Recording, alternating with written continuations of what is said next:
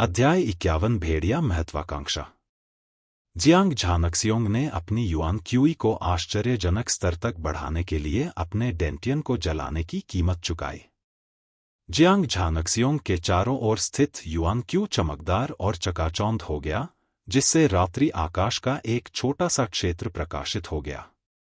Jiang कबीले का भाला जंगली बाघ भोजन पर झपट रहा है। जियांग झानक्सियोंग ने गुस्से से दहाड़ लगाई। अपने डेंटियन के स्वतःस्फूर्त दहन की कीमत पर उसने तुरंत अपने युआन क्यूई का लगभग 70% हिस्सा निकाल दिया और एक गोली चलाई। हालांकि यह भाला एक भयावह भाले के आकार में परिवर्तित हो गया जो 40 मीटर लंबा था। भाले की रोशनी तेजी से आई और लाल तलवार की रोशनी से टकरा गई। भालों और तलवारों के टकराने के क्षण में चांदनी की चमक फीकी पड़ गई थी। यह वही क्षण था जब रात का आसमान अचानक शांत हो गया था। इसके तुरंत बाद दो हिंसक ताकतें भड़क उठीं। धमाका! पृथ्वी को हिला देने वाली युआन क्यू टकराई, जिससे अभूतपूर्व रूप से बड़ी गोलाकार आघात तरंग उत्पन्न हुई। ठीक नीचे जियांग कबीले की 20 से अधिक इमारतें थीं, जो गोलाकार आघात तरंग से तुरंत ही जमींदोज हो गईं। जियांग झानक्सियोंग का चेहरा अचानक लाल हो गया और उसने मुंह से खून का बड़ा टुकड़ा बाहर निकाला। रात्रि आक्रमण का शत्रु भी कुछ झांग पीछे की ओर तैर गया, उसकी भुजाएं थोड़ी कांप रही थीं और उसके पीछे का वाइपर प्रेत भी गायब हो गया। जाहिर है, इस दुश्मन द्वारा इस्तेमाल की गई पृथ्वी दानव सांप राजा तलवार ने खुद को काफी गंभीर रूप से भस्म कर दिया। उसने अर्जुन को भयंकर रूप से घूरा, पीछे मुड़ा और रात के आसमान में उड़ गया, गायब हो गया। जियांग झानक्सियोंग ने शुरू में उसे पकड़ने का इरादा किया था, लेकिन इससे पहले कि वह एक कदम आगे बढ़ पाता, खून की एक और खुराक निकल पड़ी। दादाजी! अर्जुन जल्दी से दौड़कर आया और लड़खड़ाते हुए जियांग झानक्सियोंग के साथ मिल गया। हालांकि जियांग झानक्सियोंग ने उत्सुकता से कहा, जल्दी चलो देखते हैं कि कबीले के सदस्यों में कोई हताहत हुआ है या नहीं। अर्जुन ने जल्दी से अपना सिर हिलाया और कहा, नहीं, आपने बस कुछ घर नष्ट कर दिए और किसी को चोट नहीं पहुंचाई। अर्जुन का जवाब सुनकर जियांग झानक्सियोंग ने राहत की सांस ली। जियांग कबीले के लोग अभी अभी लौटे थे और उन्हें समृद्ध नहीं माना जाता था। संयोग से इस क्षेत्र में घर खाली थे। सौभाग्य से वे जियांग कबीले को नुकसान नहीं पहुंचा पाए। इस समय जियांग कबीला पहले से ही चिंतित था और उनमें से बड़ी संख्या में लोग वहां पहुंचे थे। यह कै कबीले का ही होगा। खंडहरों को देखते हुए महान बुजुर्ग की दाढ़ी क्षैतिज रूप से नाचने लगी। दूसरे बुजुर्ग की आंखें भयंकर थीं और उन्होंने ठंडे स्वर में कहा, कैसा कै कबीला है? वास्तव में वह जियांग जागीर के सिर पर सवार होकर जंगली हरकतें करने की हिम्मत रखता है। जियांग कबीले और कै कबीले के बीच अभी अभी दुश्मनी हुई थी, लेकिन उन्होंने यह उम्मीद नहीं की थी कि उनका बदला इतनी जल्दी मिल जाएगा। हालांकि जियांग झानक्सियोंग और अर्जुन ने एक दूसरे को देखा और अपना सिर हिलाया। जियांग झानक्सियोंग ने कुछ बार खांसते हुए कमजोरी से कहा, मैंने जो देखा है उसके अनुसार आज रात हमला करने वाला व्यक्ति कै कबीला नहीं हो सकता है। हाँ, अर्जुन का चेहरा गुस्से से भर गया। हालांकि कै कबीले के पास कई विशेषज्ञ हैं, लेकिन उनकी साधना पद्धतियां निश्चित रूप से उतनी उच्च नहीं हैं। जियांग झानक्सियोंग ने कहा, इस व्यक्ति ने जियांग कबीले पर हमला करने के लिए इस अवसर को चुना। एक ओर यह कै कबीले को फंसाने के लिए था। दूसरी ओर यह इसलिए होना चाहिए क्योंकि उसने छोटे नान पर खुले तौर पर हमला करने की हिम्मत नहीं की। दुश्मन की ताकत अत्याचारी थी और उनकी साधना तकनीकें भयावह रूप से उच्च थीं। साथ ही वे अर्जुन से बहुत नफरत करते थे और अर्जुन को खुलेआम मारने की हिम्मत नहीं करते थे। वे केवल तभी छिपकर हमला करने की हिम्मत करते थे जब जियांग कै कबीले और जियांग कै कबीले के बीच मतभेद होता था। तब यह व्यक्ति केवल अर्जुन और जियांग झानक्सियोंग ने फिर एक दूसरे को देखा और एक स्वर में कहा, वांग शियाओयुन। ये 3 शब्द सुनकर जियांग कबीले में सभी के हाव भाव थोड़े बदल गए। वर्तमान वांग कबीला अतीत से अलग था। वांग शियाओयुन चिहुओ संप्रदाय का शिष्य था। कुछ हद तक वांग कबीले की वर्तमान स्थिति शहर के स्वामी से भी अधिक थी। क्या वांग शियाओयुन मूल प्रत्यावर्तन के 5वें स्तर पर नहीं है? वह दूसरे मास्टर के साथ इस हद तक कैसे लड़ सकता है? क्या हमारा अनुमान गलत था? ग्रेट एल्डर के पोते जियांग झोंगहुआ ने चौंक कर कहा। तो क्या वांग शियाओयुन मूल प्रत्यावर्तन के 5वें स्तर पर नहीं है?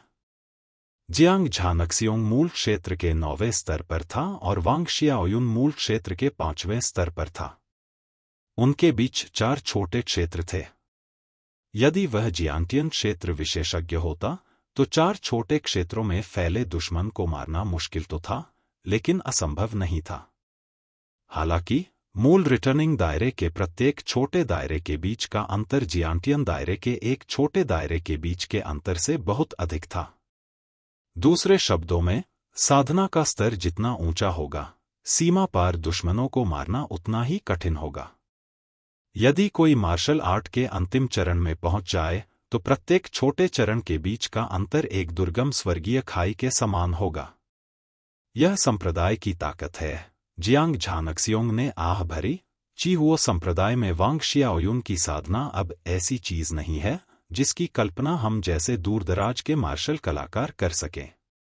एक सुदूर छोटे कबीले के मार्शल कलाकार की तुलना एक दूसरे दर्जे के संप्रदाय के मार्शल कलाकार से कैसे की जा सकती है? जियांग झानक्सियोंग ने अपना हाथ हिलाया और कहा, महान बुजुर्ग, आज से हम अपने कबीले के लोगों को हर रात गश्त करने की व्यवस्था करेंगे। हम वांग कबीले को एक और मौका नहीं दे सकते। समझ गया? महान बुजुर्ग ने सिर हिलाया और अपने कबीले के लोगों के साथ गंदगी साफ करने लगे।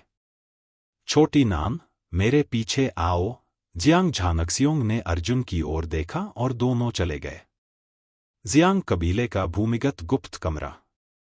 जैसे ही जियांग झानक्सियोंग बैठा, खून की एक और खुराक बाहर निकल आई। दादाजी, क्या आप ठीक हैं? अर्जुन के चेहरे पर चिंता के भाव थे और वह जल्दी से मदद के लिए आगे बढ़ा। जियांग झानक्सियोंग ने अपना सिर हिलाया और कहा, वांग कबीला इन दिनों अपेक्षाकृत शांत है। इसने मुझे अपनी सतर्कता कम करने पर मजबूर कर दिया। मैं बहुत लापरवाह था। वांग कबीला हमेशा से ही महत्वाकांक्षी रहा है और गुप्त रूप से जियांग कबीले से छुटकारा पाना चाहता था। यह वह नफरत थी जो उन्होंने वर्षों से जमा की थी। विशेष रूप से अर्जुन ने मार्शल आर्ट्स टाउन चुनाव और उत्सव भोज में वांग कबीले के अहंकार को बेरहमी से झटका दिया था, जिससे अर्जुन वांग कबीले के लिए कांटा बन गया था। जियांग झानक्सियोंग ने असहाय होकर आह भरी। उसने अर्जुन की ओर देखा और कहा, छोटी नान, अगर 9 दिनों में मार्शल आर्ट्स सिटी चयन में संप्रदाय द्वारा तुम्हें नहीं चुना गया तो वांग कबीले को अब कोई डर नहीं रहेगा। तब वांग शियाओयुन निश्चित रूप से जियांग मनोर को समतल करने के लिए बड़ी संख्या में विशेषज्ञों को लाएगा। हमारे जियांग कबीले का जीवन और मृत्यु दांव पर है। इस बिंदु पर जियांग झानक्सियोंग का चेहरा शर्म से भर गया।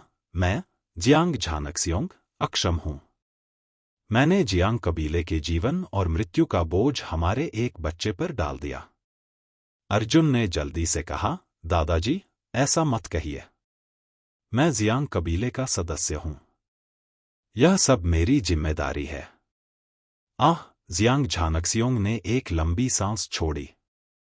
हालांकि उसने कुछ नहीं कहा, लेकिन उसकी भौहें गहरी आत्मग्लानि से भरी हुई थीं।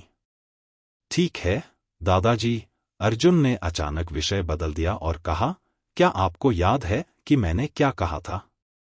एक रहस्यमय विशेषज्ञ गुप्त रूप से मुझे साधना में मार्गदर्शन कर रहा है। मैंने उन्हें आपकी स्थिति के बारे में बताया। उन्होंने मुझे कुछ चीजें और एक साधना तकनीक दी।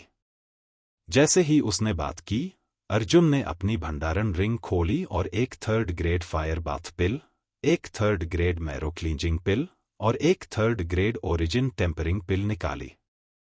ये सिर्फ 3 तीसरी श्रेणी की गोलियां थीं जो अर्जुन के पास थीं। उनमें से प्रत्येक के लिए 2 गोलियां थीं। इस समय उसने उनमें से आधी गोलियां निकाली और उन्हें जियांग झानक्सियोंग को सौंप दिया। जियांग झानक्सियोंग को आश्चर्य हुआ और उसने अविश्वास में पूछा, 3 टियर 3 गोलियां? क्या यह मेरे लिए है? बाजार में एक टियर 3 औषधीय गोली की कीमत कम से कम 5 मिलियन सोने के सिक्कों के बराबर थी। तीनों की कीमत पहले से ही 20 मिलियन सोने के सिक्कों के करीब थी। इन 3 गोलियों का मूल्य जियांग कबीले की कुल संपत्ति से लगभग 3 गुना था। जियांग झानक्सियोंग की बात तो दूर, यहां तक कि वांग कबीले के मुखिया वांग चांगे भी इन 3 गोलियों को देखकर निश्चित रूप से चौंक गए होंगे। अध्याय 52 एकजुटता 1। अर्जुन ने सिर हिलाया, हाँ, यह मुझे उस वरिष्ठ ने दिया था। मैं इसे आपको दे देता हूं। जियांग झानक्सियोंग ने अपने चेहरे पर परमानंद के भाव के साथ गोली ली, लेकिन तुरंत बाद उसने गोली को अर्जुन के हाथ में थमा दिया और खुशी से कहा, इन 3 टियर 3 गोलियों के साथ, छोटी नान, आपकी साधना और भी तेज हो जाएगी। जब अर्जुन ने यह सुना तो उसकी नाक में दम हो गया। सबसे पहले उसके दादाजी के दिमाग में वही आया। यह थी रिश्तेदारी की गहराई। अर्जुन ने अपना सिर हिलाया और कहा, दादाजी, मेरा क्षेत्र टियर 3 गोलियों के भयंकर औषधीय गुणों का सामना करने के लिए बहुत कम है। आपको इसे स्वयं लेना चाहिए। जब आप तियान युआन क्षेत्र में प्रवेश करेंगे, तभी हमारे जियांग कबीले की नींव अधिक स्थिर होगी। इसके अलावा अर्जुन मुस्कुराया और कहा, अगर मैं संप्रदाय का शिष्य बन सकता हूं, तो टियर 3 की गोली मेरे लिए कुछ भी नहीं है। एन, जो तुमने कहा वह सही है। तभी जियांग झानक्सियोंग ने अनिच्छा से गोली स्वीकार कर ली। फिर अर्जुन ने एक कलम और कागज निकाला और एक साधना तकनीक लिखना शुरू कर दिया। लिखते समय उसने कहा, उस वरिष्ठ ने मुझे एक साधना तकनीक याद करने के लिए कहा था। मैं इसे अभी लिख देता हूं। दादाजी, आप तुरंत साधना शुरू कर सकते हैं। जब अर्जुन लिख रहा था, जियांग झानक्सियोंग ने उसे देखने के लिए अपना सिर नीचे किया। उसने देखा कि कैसे शब्द मंत्रों में लिखे जा रहे थे, लेकिन उसका चेहरा और भी हैरान हो गया। जब अर्जुन ने जियांग झानक्सियोंग को एक नवलिखित खेती तकनीक सौंपी, तो जियांग झानक्सियोंग अवाक रह गया। यह एक पृथ्वी स्तर की शुरुआती साधना तकनीक है। जियांग झानक्सियोंग ने साधना तकनीक के कवर पर कैंग युआन तियान यांग पाम नामक 5 शब्दों को भयभीत होकर देखा। अर्जुन मुस्कुराया और सिर हिलाया। यह पृथ्वी स्तर का जूनियर होना चाहिए, है ना? सीनियर ने यही कहा था। दरअसल अर्जुन के पास भी उच्च स्तरीय साधना तकनीक थी, लेकिन जियांग झानक्सियोंग के लिए इसे साधना उपयुक्त नहीं था, क्योंकि जियांग झानक्सियोंग की प्रतिभा अपेक्षाकृत साधारण थी, केवल नश्वर स्तर की थी। यद्यपि अर्जुन केवल एक शियांटियन क्षेत्र का मार्शल कलाकार था, उसके पास स्वर्ग को चुनौती देने वाली दिव्य प्रतिभा थी, इसलिए वह सीधे पृथ्वी श्रेणी की साधना तकनीक फ्लैश शैडो स्टेप्स की साधना करने में सक्षम था। हालांकि जियांग झानक्सियोंग की प्रतिभा इतनी मजबूत नहीं थी, इसलिए भले ही उसके पास मूल वापसी का 9वां स्तर था, उसकी वर्तमान सीमा यह थी कि वह केवल सांसारिक प्राथमिक चरण तक ही साधना कर सकता था। यदि जियांग झानक्सियोंग को उच्चतर साधना तकनीक दी गई, तो इससे उसे केवल हानि ही होगी, जिससे वह पागल हो जाएगा और अपनी साधना नष्ट कर देगा। जियांग झानक्सियोंग ने ब्लू ओरिजिन हेवनली यांग पाम को अपने हाथ में पकड़ लिया, लेकिन उसने तुरंत उसे पलटा नहीं। इसके बजाय उसने गंभीर स्वर में अर्जुन से कहा, छोटी नान, चाहे भविष्य में तुम्हारी उपलब्धियां कितनी भी ऊंची क्यों न हो, तुम्हें उस वरिष्ठ की महान दयालुता को नहीं भूलना चाहिए। जो लोग मार्शल आर्ट का अभ्यास करते हैं, उन्हें अपनी दयालुता का बदला चुकाना याद रखना चाहिए और अपने दिलों की रक्षा करनी चाहिए। उन्हें लालच में नहीं डूबना चाहिए। इस तरह फेंग एक आदमी और एक मार्शल कलाकार है जो स्वर्ग और पृथ्वी पर ऊंचा खड़ा है। अर्जुन ने गंभीरता से सिर हिलाया। उसे वास्तव में उम्मीद नहीं थी कि भले ही उसके दादा ग्रीन क्लाउड टाउन जैसी दूरदराज की जगह पर रहते थे, लेकिन उनका दिमाग इतना खुला था। जियांग झानक्सियोंग ने कहा, अगले कुछ दिनों में मैं फिर से एकांत में साधना करूंगा और जितनी जल्दी हो सके स्वर्गीय युआन क्षेत्र की ओर बढ़ने का प्रयास करूंगा।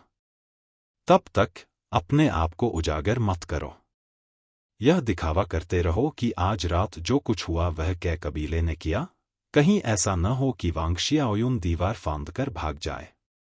पोता समझता है, अर्जुन खड़ा हुआ और अलविदा कहा। वुदाओ शहर का चयन जियांग कबीले के लिए एक बाधा थी।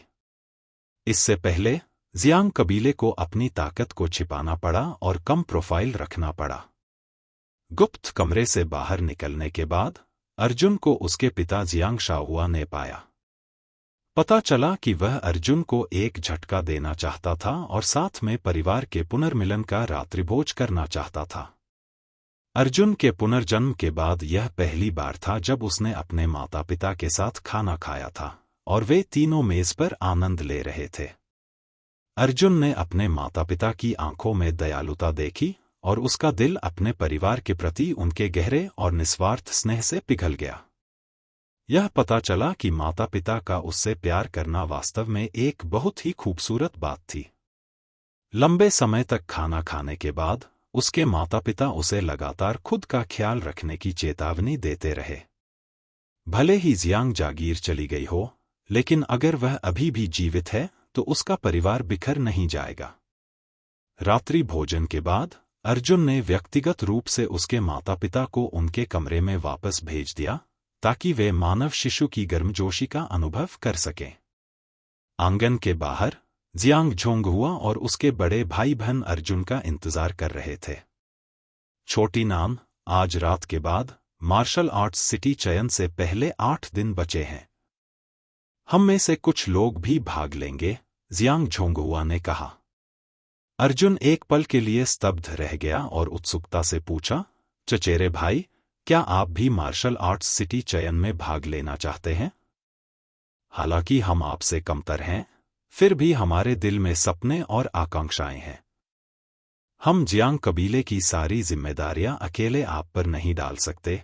जियांग झोंगहुआ मुस्कुराया। अर्जुन ने जल्दी से माफी मांगी, मेरा यह मतलब नहीं था।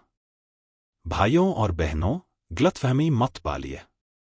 जियांग झोंगहुआ और अन्य लोग पिछले प्रतियोगी थे।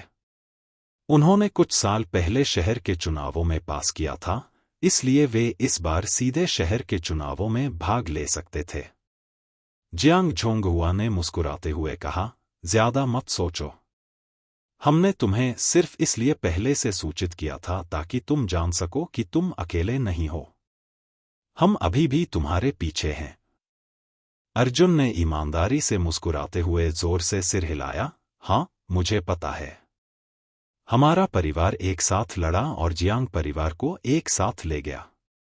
ठीक है, क्या तुम्हें अभी भी हुआंगपू रुयान याद है? जाने से पहले उसने मुझे कुछ गोलियां और साधना विधियां दी। अर्जुन ने सभी टियर 1 और टियर 2 की गोलियां निकाली और बिना कुछ छिपाए उन्हें घटनास्थल पर सभी को वितरित कर दिया। उन्होंने कहा, खेती की तकनीक अभी भी मिस रुयान की हवेली में संग्रहीत है। इसे प्राप्त करने के बाद मैं इसे अपने भाइयों और बहनों को भेजूंगा। सभी लोग मूल रूप से अर्जुन को सांत्वना देने आए थे, लेकिन उन्हें ऐसी अप्रत्याशित फसल की उम्मीद नहीं थी। सभी के चेहरे पर परमानंद के भाव थे। हे भगवान! यह तो दूसरे दर्जे की अग्नि स्नान की गोली है। जियांग झोंगहुआ चौंक गया और बोला, इतनी कीमती औषधीय गोली, हम। अर्जुन मुस्कुराया और कहा, ले लो। ये चीजें मिस रुयान के लिए कुछ भी नहीं हैं। अर्जुन को शुरू में यह नहीं पता था कि जियांग झोंगहुआ और अन्य लोग शहर के चयन में भाग लेना चाहते थे, लेकिन अब वह जानता था कि वह जितनी चाहे उतनी मदद कर सकता है। लेकिन हालांकि जियांग झोंगहुआ खुश था, लेकिन उसका चेहरा बदसूरत था। ऐसी कीमती गोली का इस्तेमाल तुम पर किया जाना चाहिए। इसे हमें दे दो। अर्जुन ने अपना सिर हिलाया। मैंने अपने लिए कुछ रख लिया है। यह काफी है। ऐसा कहते हुए अर्जुन ने जियांग झोंगहुआ से ईमानदारी से कहा, भाई, जब आप पहली बार लौटे थे तो मुझे उम्मीद है कि अगर मैं बहुत दूर चला गया तो आपको कोई आपत्ति नहीं होगी। जियांग झोंगहुआ और बाकी सभी लोग हंस पड़े। जियांग झोंगहुआ ने कहा, मुझे तुम्हें भाई कहने में कोई आपत्ति नहीं है। असल में मैंने जो किया वह तुम्हारे किए गए काम से भी ज्यादा ज्यादती थी। ठीक है, ठीक है। हर कोई एक परिवार है। ऐसे बाहरी व्यक्ति मत बनो। बोलने वाला अर्जुन का चचेरा भाई जियांग फेई था। उस समय जब कबीले के लोग वापस लौटे तो जियांग फेई भी उन लोगों में से एक थी जिसने जियांग झानक्सियोंग के लिए चीजें मुश्किल बना दी थी। वह तीसरे बड़े की पोती थी। वह जियांग कबीले के उत्कृष्ट सदस्यों में से एक थी। जियांग झोंगहुआ की तरह वह भी एक जियांटियन चौथे चरण की मार्शल कलाकार थी। अच्छा भाई, जियांग फेई ने अर्जुन का हाथ पकड़ा और मुस्कुराया। परिवार में कोई भी बात असामान्य नहीं होती। हाँ, बहन फेई सही कह रही है, अर्जुन ने खिलखिलाकर मुस्कुराया। यह पहली बार था जब जियांग कबीले के भाई बहन अपनी शिकायतें दूर करने के लिए एक साथ एकत्र हुए थे। जियांग कबीले ने विदेशी दुश्मनों को सही मायनों में गले लगाया। यह वह माहौल था जो एक कबीले में होना चाहिए। अध्याय 53 थंडर किंग सील। अर्जुन अपने कमरे में वापस आया और जल्दी से 2 मध्यम श्रेणी की पृथ्वीगुण साधना विधियों की नकल की। फिर उसने उन्हें जियांग झोंगहुआ और अन्य लोगों को सौंप दिया। जियांग झोंगहुआ और बाकी जियांग कबीले के शिष्यों में पंच तत्वों की प्रतिभा नहीं थी, इसलिए वे किसी भी प्रकार की साधना तकनीक सीख सकते थे। अर्जुन ने उन्हें पृथ्वी तत्व साधना तकनीक इसलिए दी थी क्योंकि कुछ विशेष बातें ध्यान में रखी गई थीं। जियांग झोंगहुआ और अन्य लोगों की वर्तमान साधना और ताकत के साथ यह असंभव था कि वे मार्शल आर्ट्स सिटी चयन में चमकने में सक्षम होंगे, और कम समय में उनकी लड़ाकू ताकत को बढ़ाना बहुत सार्थक नहीं था। युद्ध शक्ति केवल ताकत और गति की अभिव्यक्ति नहीं थी, बल्कि इसमें एक मार्शल कलाकार की युद्ध संबंधी जागरूकता और युद्ध अनुभव को भी ध्यान में रखा जाता था। इसलिए सापेक्ष रूप से कहें तो पृथ्वी तत्व साधना तकनीक में रक्षा पर जोर दिया जाता था, और रक्षा के लिए बहुत अधिक युद्ध अनुभव की आवश्यकता नहीं होती थी। अर्जुन का विचार बहुत सरल था। उसने जियांग झोंगहुआ और अन्य लोगों से मार्शल आर्ट्स सिटी में चयन में शीर्ष स्थान पाने के लिए नहीं कहा था। उसे केवल यह उम्मीद थी कि उसके बड़े भाई बहन बच जाएंगे। कम से कम वे मरेंगे नहीं। इन चीजों की व्यवस्था करने के बाद अर्जुन ने अपने स्वयं के मार्शल सिटी के लिए योजनाएं बनानी शुरू कर दी। मेरा क्षेत्र अभी भी बहुत अच्छा है। 2 बार व्हाइट फ्लेम लाइटनिंग को अवशोषित करने के बाद मैंने भी बहुत सुधार किया है। हालांकि अर्जुन ने अपनी कनपटियां रगड़ी।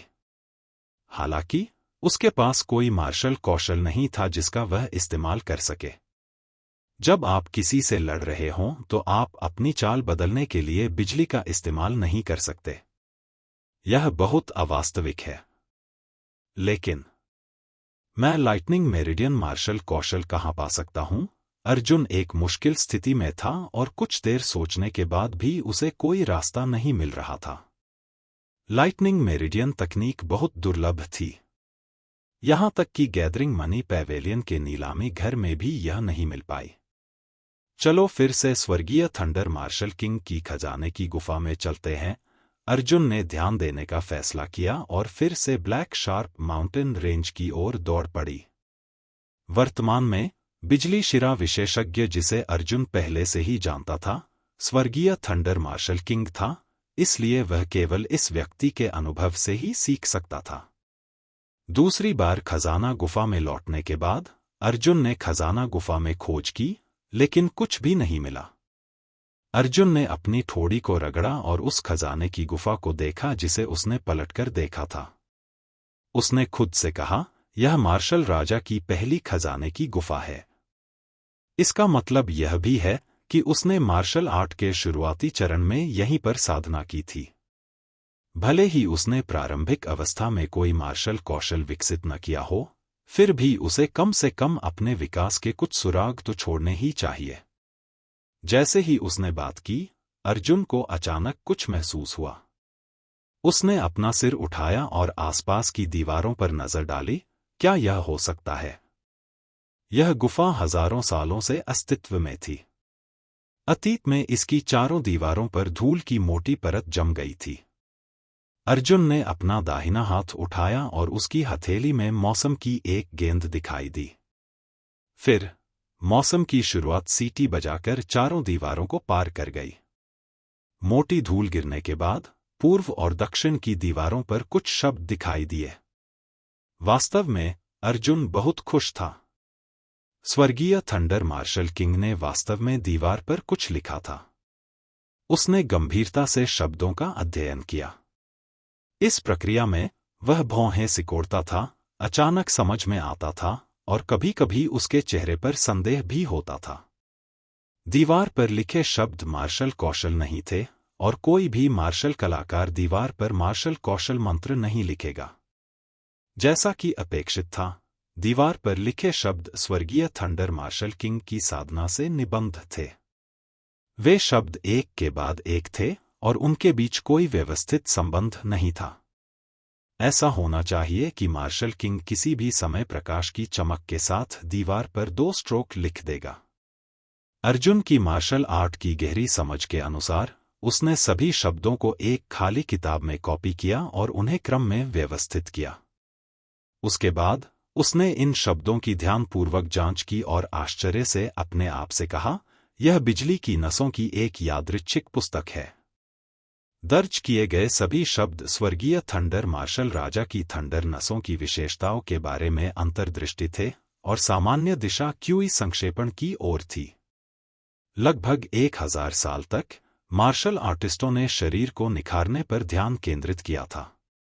ऐसा इसलिए था क्योंकि उनके शरीर को निखारने के अनुभव ने उन्हें और भी मजबूत बना दिया था और उन्हें ज्यादा टिकाऊ युद्ध क्षमताएं प्रदान की थी। यह क्यूई शोधन की तरह नहीं था, जहां मौसम के खत्म हो जाने के बाद वे अपनी युद्ध शक्ति खो देते थे। अर्जुन बहुत खुश हुआ और चुपचाप बुदबुदाता हुआ उसे पलटता रहा। मार्शल किंग की अपनी समझ के अनुसार हवा, लकड़ी, पानी, आग और पृथ्वी तत्व सभी दुनिया में अस्तित्व में थे, लेकिन बिजली मूल रूप से ऐसी चीज थी जो दुनिया में मौजूद नहीं थी और यह इससे उत्पन्न हुई थी। अर्जुन ने सिर हिलाया और देखा। मार्शल किंग की लाइटनिंग मेरिडियन के बारे में अंतर्दृष्टि ने अर्जुन की लाइटनिंग मेरिडियन की प्रतिभा की समझ को एक नए स्तर तक पहुंचाया। इससे उसे खुद इसका पता लगाने के लिए बहुत समय की बचत हुई। और इस थंडर वेन चैट की वास्तविक उपयोगिता दूसरे भाग में है, जो 2 चीजों के बारे में है। एक को क्यूई कंडेंसेशन इनटू लाइटनिंग कहा जाता है और दूसरे को थंडर किंग सील कहा जाता है। हाँ, क्यूई को बिजली बनने के लिए प्रशिक्षित करना दिलचस्प है। अर्जुन ने हंसते हुए सिर हिलाया। बिजली का गुण मौसम से पहले आता है, वास्तविक बिजली से नहीं। ठीक उसी तरह जैसे अग्नि का गुण मौसम से पहले आता है, ज्वाला से नहीं, बल्कि विस्फोटक शक्ति से। हालांकि साधना तकनीकों की खेती के माध्यम से अग्नि विशेषताओं का उपयोग आदिम मौसम ज्वाला और आदिम ऊर्जा ज्वाला की खेती के लिए किया जा सकता है। जाहिर है, बिजली की विशेषताओं का उपयोग आदिम मौसम ज्वाला और आदिम ऊर्जा ज्वाला की खेती के लिए भी किया जा सकता है। जैसे ही अर्जुन ने इसे पलटा, उसने अपना दाहिना हाथ उठाया और उसकी हथेली में शुरुआती मौसम की एक गेंद दिखाई दी। इस शुरुआती मौसम में गरजने वाली नसों के गुण थे, लेकिन यह अभी भी बाहर से गैस जैसा दिख रहा था। अर्जुन तेजी से क्यूई कंडेंसेशन और लाइटनिंग कंडेंसेशन के फार्मूले के अनुसार उसके दिमाग से गुजरा।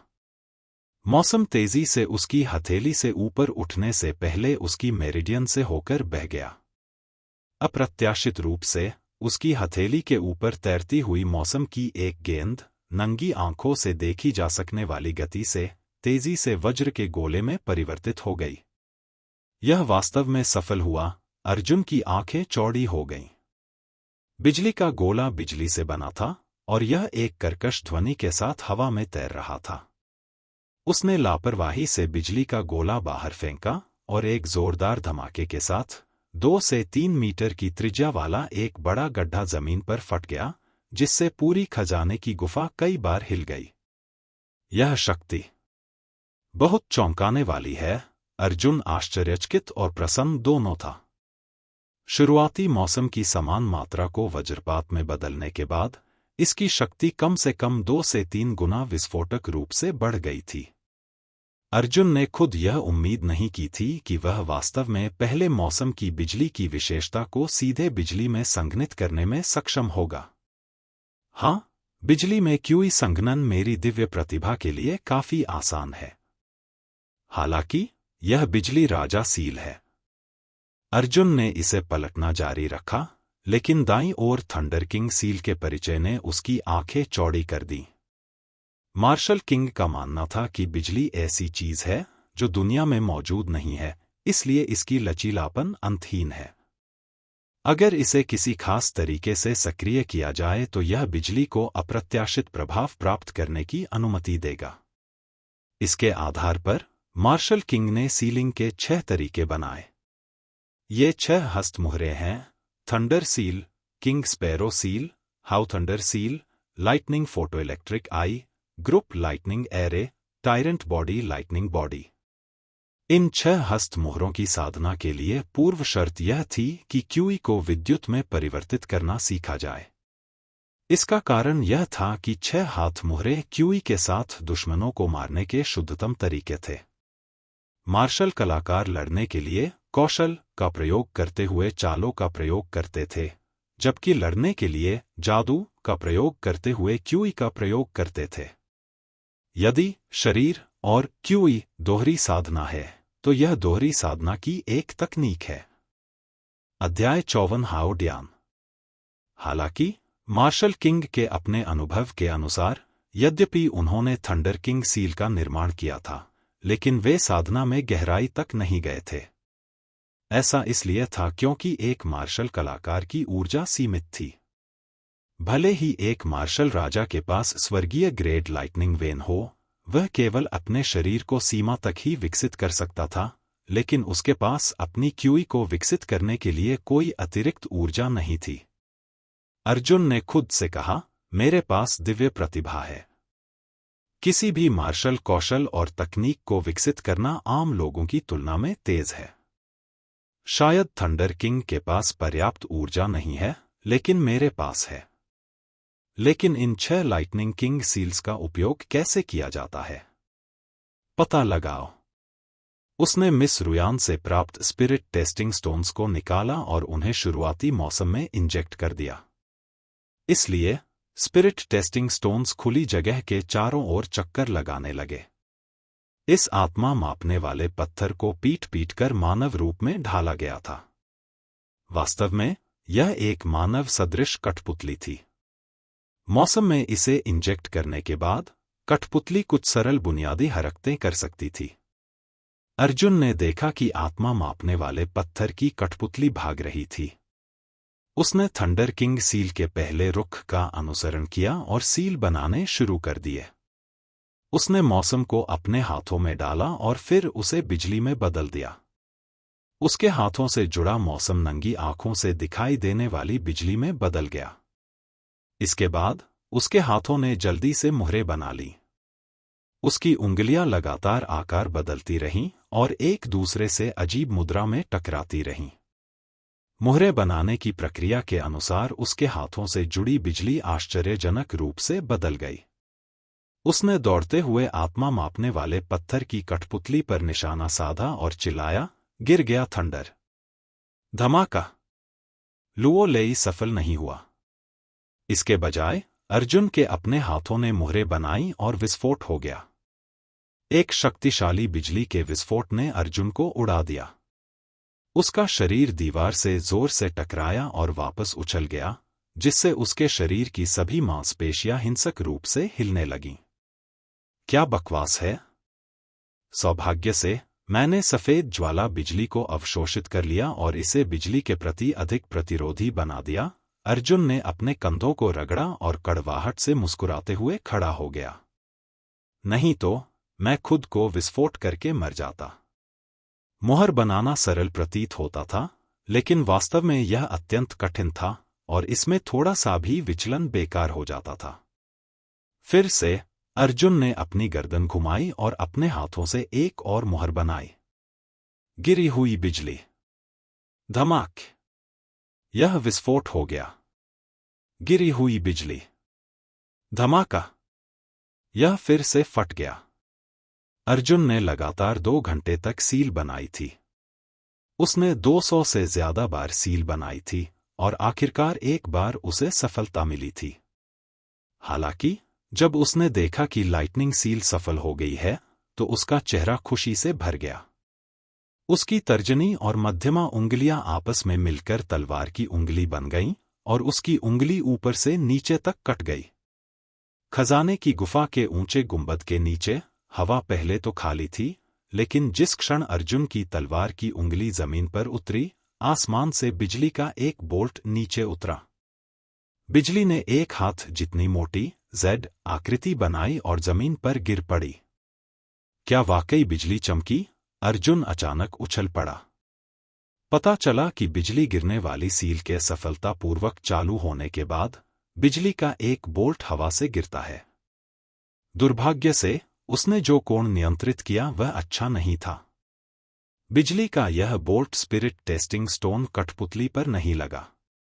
वह जल्दी से अपने युद्ध के परिणामों की जांच करने के लिए आगे बढ़ा। उसने देखा कि बिजली के जमीन पर गिरने के बाद इससे विस्फोट नहीं हुआ, जैसे कि वह सील बनाने में विफल रहा था। इसके बजाय इसने जमीन में एक छेद छोड़ दिया। जमीन पर एक हाथ जितना मोटा अथाह ब्लैक होल अभी भी हरा धुआं उगल रहा था। हाँ, हाँ, अर्जुन ने ऊपर देखा और जोर से हंसा। निश्चित रूप से 2 घंटे की कड़ी मेहनत व्यर्थ नहीं गई। फिर वह दूर भाग गया और एक और सील बनाई। चूंकि वह पहले ही 1 घंटे तक सील बना चुका था, इसलिए उसे दरवाजे तक पहुंचने का रास्ता मिल गया था। इस बार वह सफल होने से पहले सिर्फ 1 दर्जन बार असफल हुआ था।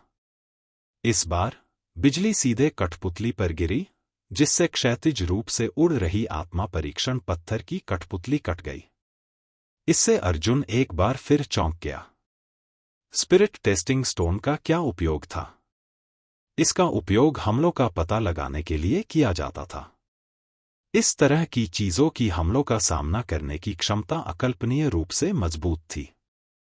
जब बिजली स्पिरिट टेस्टिंग स्टोन पर गिरी, तो स्पिरिट टेस्टिंग स्टोन के कंधे पर 2 इंच गहरा घाव हो गया। हे भगवान! अर्जुन ने अपनी आंखें बड़ी कर लीं और आश्चर्य में कहा, जब मैं मिस रुयान के साथ खुद का परीक्षण कर रहा था, तो मैंने अपनी पूरी ताकत से लड़ाई लड़ी और इस आत्मा परीक्षण पत्थर पर एक भी खरोंच नहीं छोड़ी। यह तो पिछले मौसम के कारण बनी बिजली गिरने वाली सील थी। अगर यह युआन क्यूई होती तो क्या होता? उस प्रकार की शक्ति सचमुच अविश्वसनीय रूप से शक्तिशाली थी। मुख्य बात यह थी कि हालांकि लाइटनिंग फॉलिंग सील भी पिछले मौसम के लिए भयानक थी, लेकिन यह थंडर क्लैप्स से बहुत बेहतर थी। कम से कम यह डैंटियन को खाली करने के लिए लाइटनिंग फॉलिंग सील का उपयोग नहीं करेगा। हालांकि यह लाइटनिंग सील थोड़ी मुश्किल है। अर्जुन ने एक गहरी सांस ली और खुद से कहा, मेरी दिव्य प्रतिभा के साथ सबसे सरल लाइटनिंग फॉलिंग सील बनाना बहुत मुश्किल है। यदि कोई और होता तो यह अकल्पनीय होता। तो फिर स्पैरो किंग सील क्या है? अर्जुन ने जब पहली बार बिजली गिरती सील देखी, तो वह दूसरी स्पैरो किंग सील के लिए बड़ी उत्सुकता महसूस करने से खुद को रोक नहीं सका। उन्होंने स्पैरो किंग सील के विवरण का ध्यानपूर्वक अध्ययन किया और पाया कि यह मुद्रा केवल सील बनाने से प्राप्त नहीं हो सकती। इसके बजाय उन्हें कुछ उपयोग करने की आवश्यकता थी। जानवर आत्मा। तथाकथित पशु आत्मा एक राक्षसी पशु की आत्मा थी। आमतौर पर पशु आत्माओं का इस्तेमाल हथियार बनाने में किया जाता था। शक्तिशाली हथियार बनाने वाले पशु आत्मा को हथियारों में बंद कर देते थे, जिससे अप्रत्याशित प्रभाव पैदा होते थे। गोली शोधन प्रक्रिया में कभी कभी किसी जानवर की आत्मा जैसी किसी चीज का उपयोग किया जाता है, लेकिन एक मार्शल कौशल में भी जानवर की आत्मा का उपयोग किया जाएगा। यह पहली बार था जब अर्जुन ने इसके बारे में सुना था। हालांकि मार्शल किंग के विवरण के अनुसार स्पैरो किंग सील की शक्ति उन्नत थंडर फॉलिंग स्टाइल से संबंधित थी और इसकी शक्ति थंडर फॉलिंग स्टाइल की तुलना में 2 से 10 गुना तक थी। एक पशु आत्मा को बाहर निकालने का अवसर खोजें। अर्जुन ने अपना मन बना लिया और तीसरी शैली हाओ लाइटनिंग सील को देखने चला गया। सैकड़ों असफलताओं के बाद अंततः पूर्ण लाइटनिंग सील सफल हुई। उसने देखा कि उसके हाथों में बिजली चमक रही थी, उसकी उंगलियां एक अजीब आकार बना रही थीं, जिससे उसके हाथों के बीच एक प्रिज्मीय अंतराल बन रहा था। फिर अर्जुन ने मौसम को अपने मुंह में संघनित किया और फिर उसे बिजली में बदल दिया।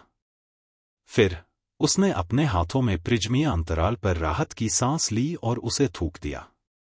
जैसे ही वह सांस हथेली के निशान के अंतराल से गुजरी, उसने वास्तव में मुट्ठी के आकार का एक वज्रगोला बना लिया और वह वज्रगोला आगे की ओर लुढ़कता हुआ और बड़ा होता गया। बिजली का गोला अभी अभी उसके हाथ की हथेली से छूटा था और मुट्ठी के आकार का था। बाहर उड़ने के बाद वह तरबूज के आकार का हो गया और फिर एक पत्थर के आकार का हो गया। जब बिजली का गोला आत्मा मापने वाले पत्थर के गोलेम पर लुढ़का, तो वह पहले से ही एक घर के आकार का था। यह अर्जुन चौंक गया। वज्र के गोले में निहित शक्ति अपरिवर्तित है, लेकिन इसका आयतन बड़ा होता जा रहा है। क्या यह घातकता के बिखरने के बराबर नहीं है? धमाका! कठपुतली को छूते ही बिजली का गोला तुरंत फट गया और बिजली चारों ओर फैल गई। जैसा कि अर्जुन ने सोचा था, यह बिजली का गोला, जो लगातार बड़ा होता जा रहा था, उसमें ज्यादा मारक क्षमता नहीं थी। इसमें बिजली की सील की शक्ति का 5वां हिस्सा भी नहीं था। हालांकि एक और घटना ने अर्जुन को बहुत खुश कर दिया। आत्मा मापने वाला पत्थर कठपुतली रुक गया। हाओ लाइटनिंग बॉल का इस्तेमाल असल में दुश्मनों को सख्त करने के लिए किया जाता था। जब लाइटनिंग बॉल ने ह्यूमनॉइड कठपुतली को मारा, तो कठपुतली सचमुच एक पल के लिए रुक गई और फिर वह फिर से दौड़ने लगी। उसकी गति धीरे धीरे सामान्य हो गई। अध्याय 55 तानाशाह शरीर बिजली शरीर। अर्जुन को अपनी आंखों पर यकीन ही नहीं हुआ। वह वाकई बहुत हैरान था। हालांकि थंडरबॉल में कोई शक्तिशाली मारक क्षमता नहीं थी, लेकिन यह दुश्मन को तुरंत ही कठोर बना सकता था। यह सीधे तौर पर मारक क्षमता देने से कहीं ज्यादा कीमती था। यह जानना जरूरी था कि योद्धाओं के बीच लड़ाई बहुत तेज होती है। एक पल के लिए रुककर दुश्मन अक्सर यह तय कर सकता था कि वह जिंदा है या मर गया। अर्जुन हांफते हुए जमीन पर बैठ गया और दिल खोलकर हंसने लगा। दरअसल थंडर किंग सील पहले मौसम के लिए तैयार नहीं थी। सील बनाने के लिए युआन क्यूई का इस्तेमाल करना आदर्श था, लेकिन फिर भी एक महत्वपूर्ण क्षण में इसका इस्तेमाल करना काफी अच्छा था। बहुत मजबूत, वास्तव में बहुत मजबूत। अर्जुन ने एलिमेंट्री ग्रेड स्पिरिट स्टोन का एक छोटा सा टुकड़ा निकाला। जैसे ही उसने चौथे प्रकार के लाइटनिंग फोटोइलेक्ट्रिक आई को पलटा, उसने स्पिरिट स्टोन द्वारा प्रदान की गई स्पिरिट क्यूई को अवशोषित कर लिया और अपने शरीर में खोई हुई स्पिरिट क्यूई को जल्दी से वापस पा लिया। ओह, मैं समझ गया। अर्जुन ने थोड़ा सिर हिलाया। उसने जल्दी से अपने दोनों हाथों से मुहर बना ली। इस बार यह सफल रहा। मुहर बनाने के बाद उसने अपनी आंखों पर अपनी उंगलियां पोंछी, जो तुरंत गड़गड़ाहट की एक परत से ढक गईं। पहले 3 चालों की तुलना में चौथी चाल बहुत सरल थी। इसके अलावा लाइटनिंग ऑप्टोइलेक्ट्रॉनिक का उद्देश्य हमला करना नहीं था, बल्कि अर्जुन की आंखों में बिजली चमक उठी और वह हवा में पहले मौसम के उतार चढ़ाव को स्पष्ट रूप से देख सकता था। बिजली मेरिडियन विशेषता सर्वोच्च यांग से संबंधित थी। अपनी आंखों में गड़गड़ाहट और बिजली की शक्ति को इंजेक्ट करने के बाद वह हवा में बहती राक्षसी ऊर्जा को देख सकता था। अर्जुन को यह पहले से ही पता था जब वह ब्लैक शार्प डेमोनिक फॉरेस्ट में घुस गया था। हालांकि एकमात्र कमी यह थी कि अर्जुन इस प्रकार की यांग विशेषता के कारण युआन क्यूई के उतार चढ़ाव को नहीं देख सकता था। लाइटनिंग फोटोइलेक्ट्रिक आई ने लाइटनिंग मेरिडियन की आंखों को मजबूत किया। यह न केवल राक्षसी ऊर्जा के अस्तित्व को स्पष्ट रूप से देख सकता था, बल्कि युआन क्यूई के अवशिष्ट उतार चढ़ाव या मौसम द्वारा हवा में छोड़े गए अवशिष्ट उतार चढ़ाव को भी देख सकता था। अर्जुन ने सिर हिलाया और कहा, अगर वांग शियाओयुन मुझ पर फिर से हमला करता है तो मैं अपनी बिजली जैसी आंखों से उसके द्वारा छोड़े गए युआन क्यूई उतार चढ़ाव को पकड़ सकूंगी। पिछली बार जब वांग शियाओयुन दिखाई दिया था तो अर्जुन वांग शियाओयुन के ठिकाने को महसूस करने में असमर्थ था और बिजली के बोल्ट की उपस्थिति ने इस बिंदु को बहुत सुधार दिया था। बिजली राजा मुहर का 5वां रूप एक समूह बिजली सरणी था। अर्जुन ने इस हाथ की मुहर का अभ्यास नहीं किया क्योंकि उसके शरीर में निहित जियांटियन क्यूई पर्याप्त नहीं था। जैसा कि नाम से ही स्पष्ट है, समूह बिजली गठन एक समूह बिजली गठन था जो एक साथ बड़ी मात्रा में बिजली को नष्ट करने के लिए प्रेरित कर सकता था। यह एक समूह हमला था। इसे केवल अर्जुन द्वारा अपने युआन क्यूई को संघनित करने के बाद ही विकसित किया जा सकता था। छठा रुख, तानाशाह शरीर बिजली शरीर। कई असफलताओं के बाद अर्जुन अंततः सफल हुआ। जिस क्षण यह हथेली का निशान सफल हुआ, अर्जुन का पूरा शरीर घने विद्युत प्रवाह की एक परत से पूरी तरह से ढक गया। दूर से देखने पर अर्जुन पूरी तरह से बिजली के बोल्ट में बदल गया था। यह अर्जुन, जो गड़गड़ाहट और बिजली में डूबा हुआ था, सदमे में अपने हाथों को देख रहा था। उसे लगा कि उसकी ताकत पागलपन से फट रही थी। 2 गुना, 2 बार, 3 बार, मैं, हे भगवान, 9 बार। अर्जुन को ऐसा महसूस हुआ जैसे उसका पूरा शरीर फटने वाला था और उसके शरीर में उमड़ती शक्ति लहरों की तरह थी, मानो वह अंतहीन थी। दिव्य ग्रेड लाइटनिंग मेरिडियन जन्मजात प्रतिभा की शक्ति 3 गुना बढ़ गई थी और टायरेंट बॉडी लाइटनिंग बॉडी का उपयोग करने के बाद यह 9 गुना तक बढ़ गई थी। वह जियांटियन क्षेत्र के 6ठे स्तर पर था और उसकी मूल शक्ति 2600 जिन थी। 9 गुना विस्फोट अविश्वसनीय 23400 जिन तक पहुंच गया था। विस्फोट के बाद यह केवल मूल शक्ति थी। यदि अर्जुन ने आक्रमण किया, काटछांट की और अन्य क्रियाएं की, तो उसकी शक्ति बढ़ती रहेगी। आह आह आह आह, अर्जुन दहाड़ा। वह अपनी भावनाओं को बाहर निकालने के लिए कहीं नहीं था, इसलिए वह अपनी तलवार हाथ में लेकर बेतहाशा भागने लगा। जिस क्षण वह आगे बढ़ा, उसने तुरंत अर्जुन को बिजली के दीवाने में बदल दिया। जब वह तेजी से भागा, तो उसके पीछे वास्तव में एक बिजली की पूंछ थी जो लगभग 1 मीटर लंबी थी।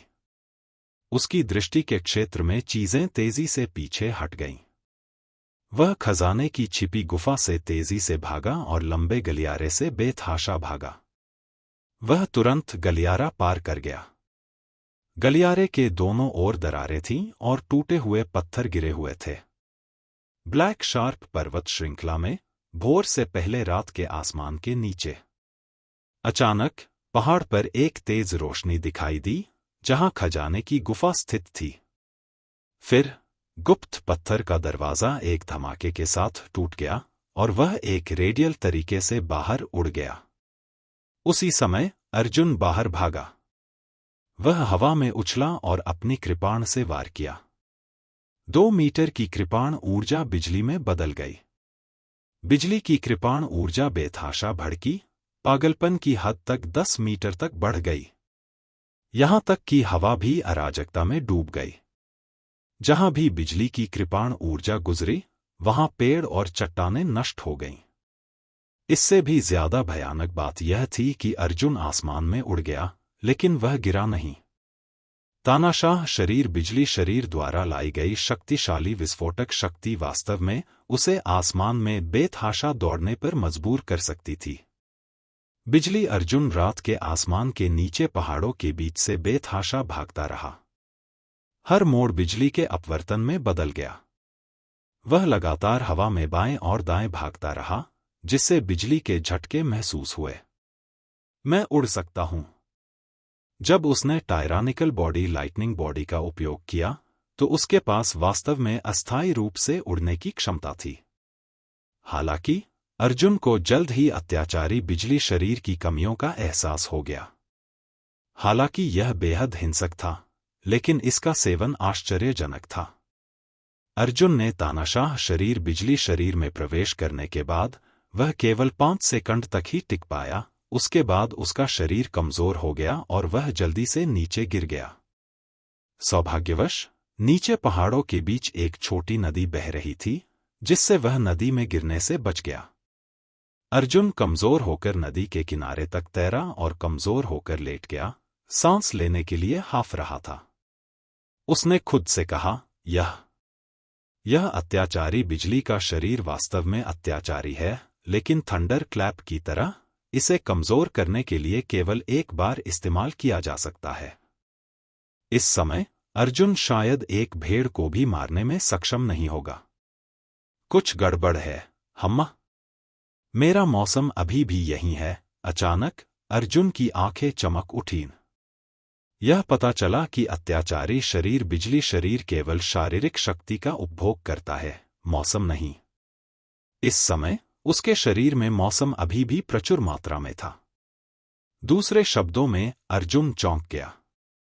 अगर मैंने तानाशाह शरीर बिजली शरीर का उपयोग किया होता और कमजोर अवस्था में प्रवेश किया होता, तो मैं अभी भी बिजली गिरने और बिजली चमक कौशल का उपयोग करने में सक्षम होता। यह बहुत अच्छी खबर है। हाँ, कितनी बड़ी फसल है। अर्जुन नदी के किनारे लेट गया और जोर से हंसा। अत्याचारी शरीर बिजली शरीर के साथ बिजली कंपन त्याग दिया जा सकता है। भविष्य में बिजली स्रोत को अवशोषित करते समय वह केवल अपने शरीर में अतिरिक्त दिव्य बिजली शक्ति का उपभोग करने के लिए बिजली कंपन का उपयोग कर सकता था। आखिरकार मेरे पास अपना तुरुप का पत्ता है। इसके बाद उसने स्प्रिंग रिटर्न ग्रास की कुछ पत्तियां तोड़ी और उन्हें चबाने और निगलने के लिए अपने मुंह में डाल लिया। अपनी सहनशक्ति समाप्त होने के बाद वह आत्मिक जड़ी बूटियों, आत्मिक दवाओं और गोलियों के माध्यम से ठीक हो सकता था। 6 स्टाइल्स लाइटनिंग किंग सील के साथ मार्शल सिटी में चयन में मेरा आत्मविश्वास बहुत बढ़ गया है। लेकिन इस तरह से क्या मेरी लाइटनिंग मेरिडियन प्रतिभा उजागर हो जाएगी? अर्जुन ने फिर से भौहें सिकोड़ी। एक बार जब 6 स्टाइल्स थंडर किंग सील का इस्तेमाल किया जाता है, तो यह असली गड़गड़ाहट और बिजली पैदा करेगा। अच्छी नजर वाला कोई भी व्यक्ति एक नजर में ही संदिग्ध हो जाएगा। उसने कुछ देर सोचा और आखिरकार अपना ध्यान उस विशालकाय काले तराजू वाले कृपाण पर केंद्रित किया। उसने मुस्कुराते हुए कहा, इस कृपाण के प्रभाव को पहले भी कई लोगों ने देखा है। तो फिर इस कृपाण को बिजली के राजा सील द्वारा उत्पन्न बिजली का दोष दो। उसने राहत की सांस ली और कहा, लगता है मुझे फिर से काले तीखे दानव वन में जाना होगा। स्पैरो किंग सील का अभ्यास करने से पहले मुझे एक पक्षी की पशु आत्मा को बाहर निकालना होगा। अध्याय 56 एंग्री बर्ड्स। काला तीक्ष्ण राक्षसी वन। अर्जुन का फिगर बिजली की तरह चमक रहा था। यह पहले से ही तीसरा दिन था जब वह कालेधार वाले दानव वन में भटक रहा था। मार्शल आर्ट्स सिटी चयन से पहले अभी भी 6 दिन बाकी थे। पिछले 3 दिनों से वह दानव वन के मुख्य क्षेत्र में घूम रहा था और उच्च क्षेत्र वाले एक उड़ते हुए राक्षसी जानवर को पकड़ने की कोशिश कर रहा था। दोपहर तक अर्जुन एक पेड़ के सहारे झुका हुआ था और भुना हुआ मांस खा रहा था। उसके बगल में जमीन पर एक जियांटियन 8वें स्तर का पीला फिंच बंधा हुआ था।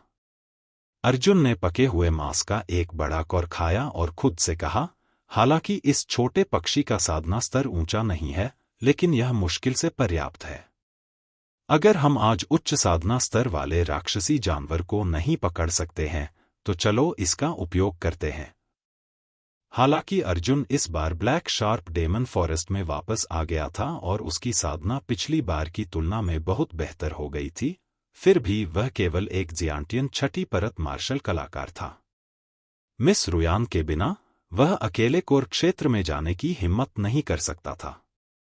उस मुख्य क्षेत्र में कोई भी राक्षसी जानवर मूल रिटर्निंग दायरे से ऊपर था। इसके बारे में सोचकर उसे सिर दर्द होने लगा।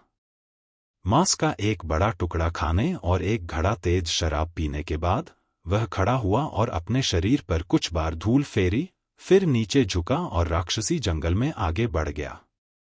धीरे धीरे सूरज पश्चिम की ओर ढलने लगा और शाम होने लगी।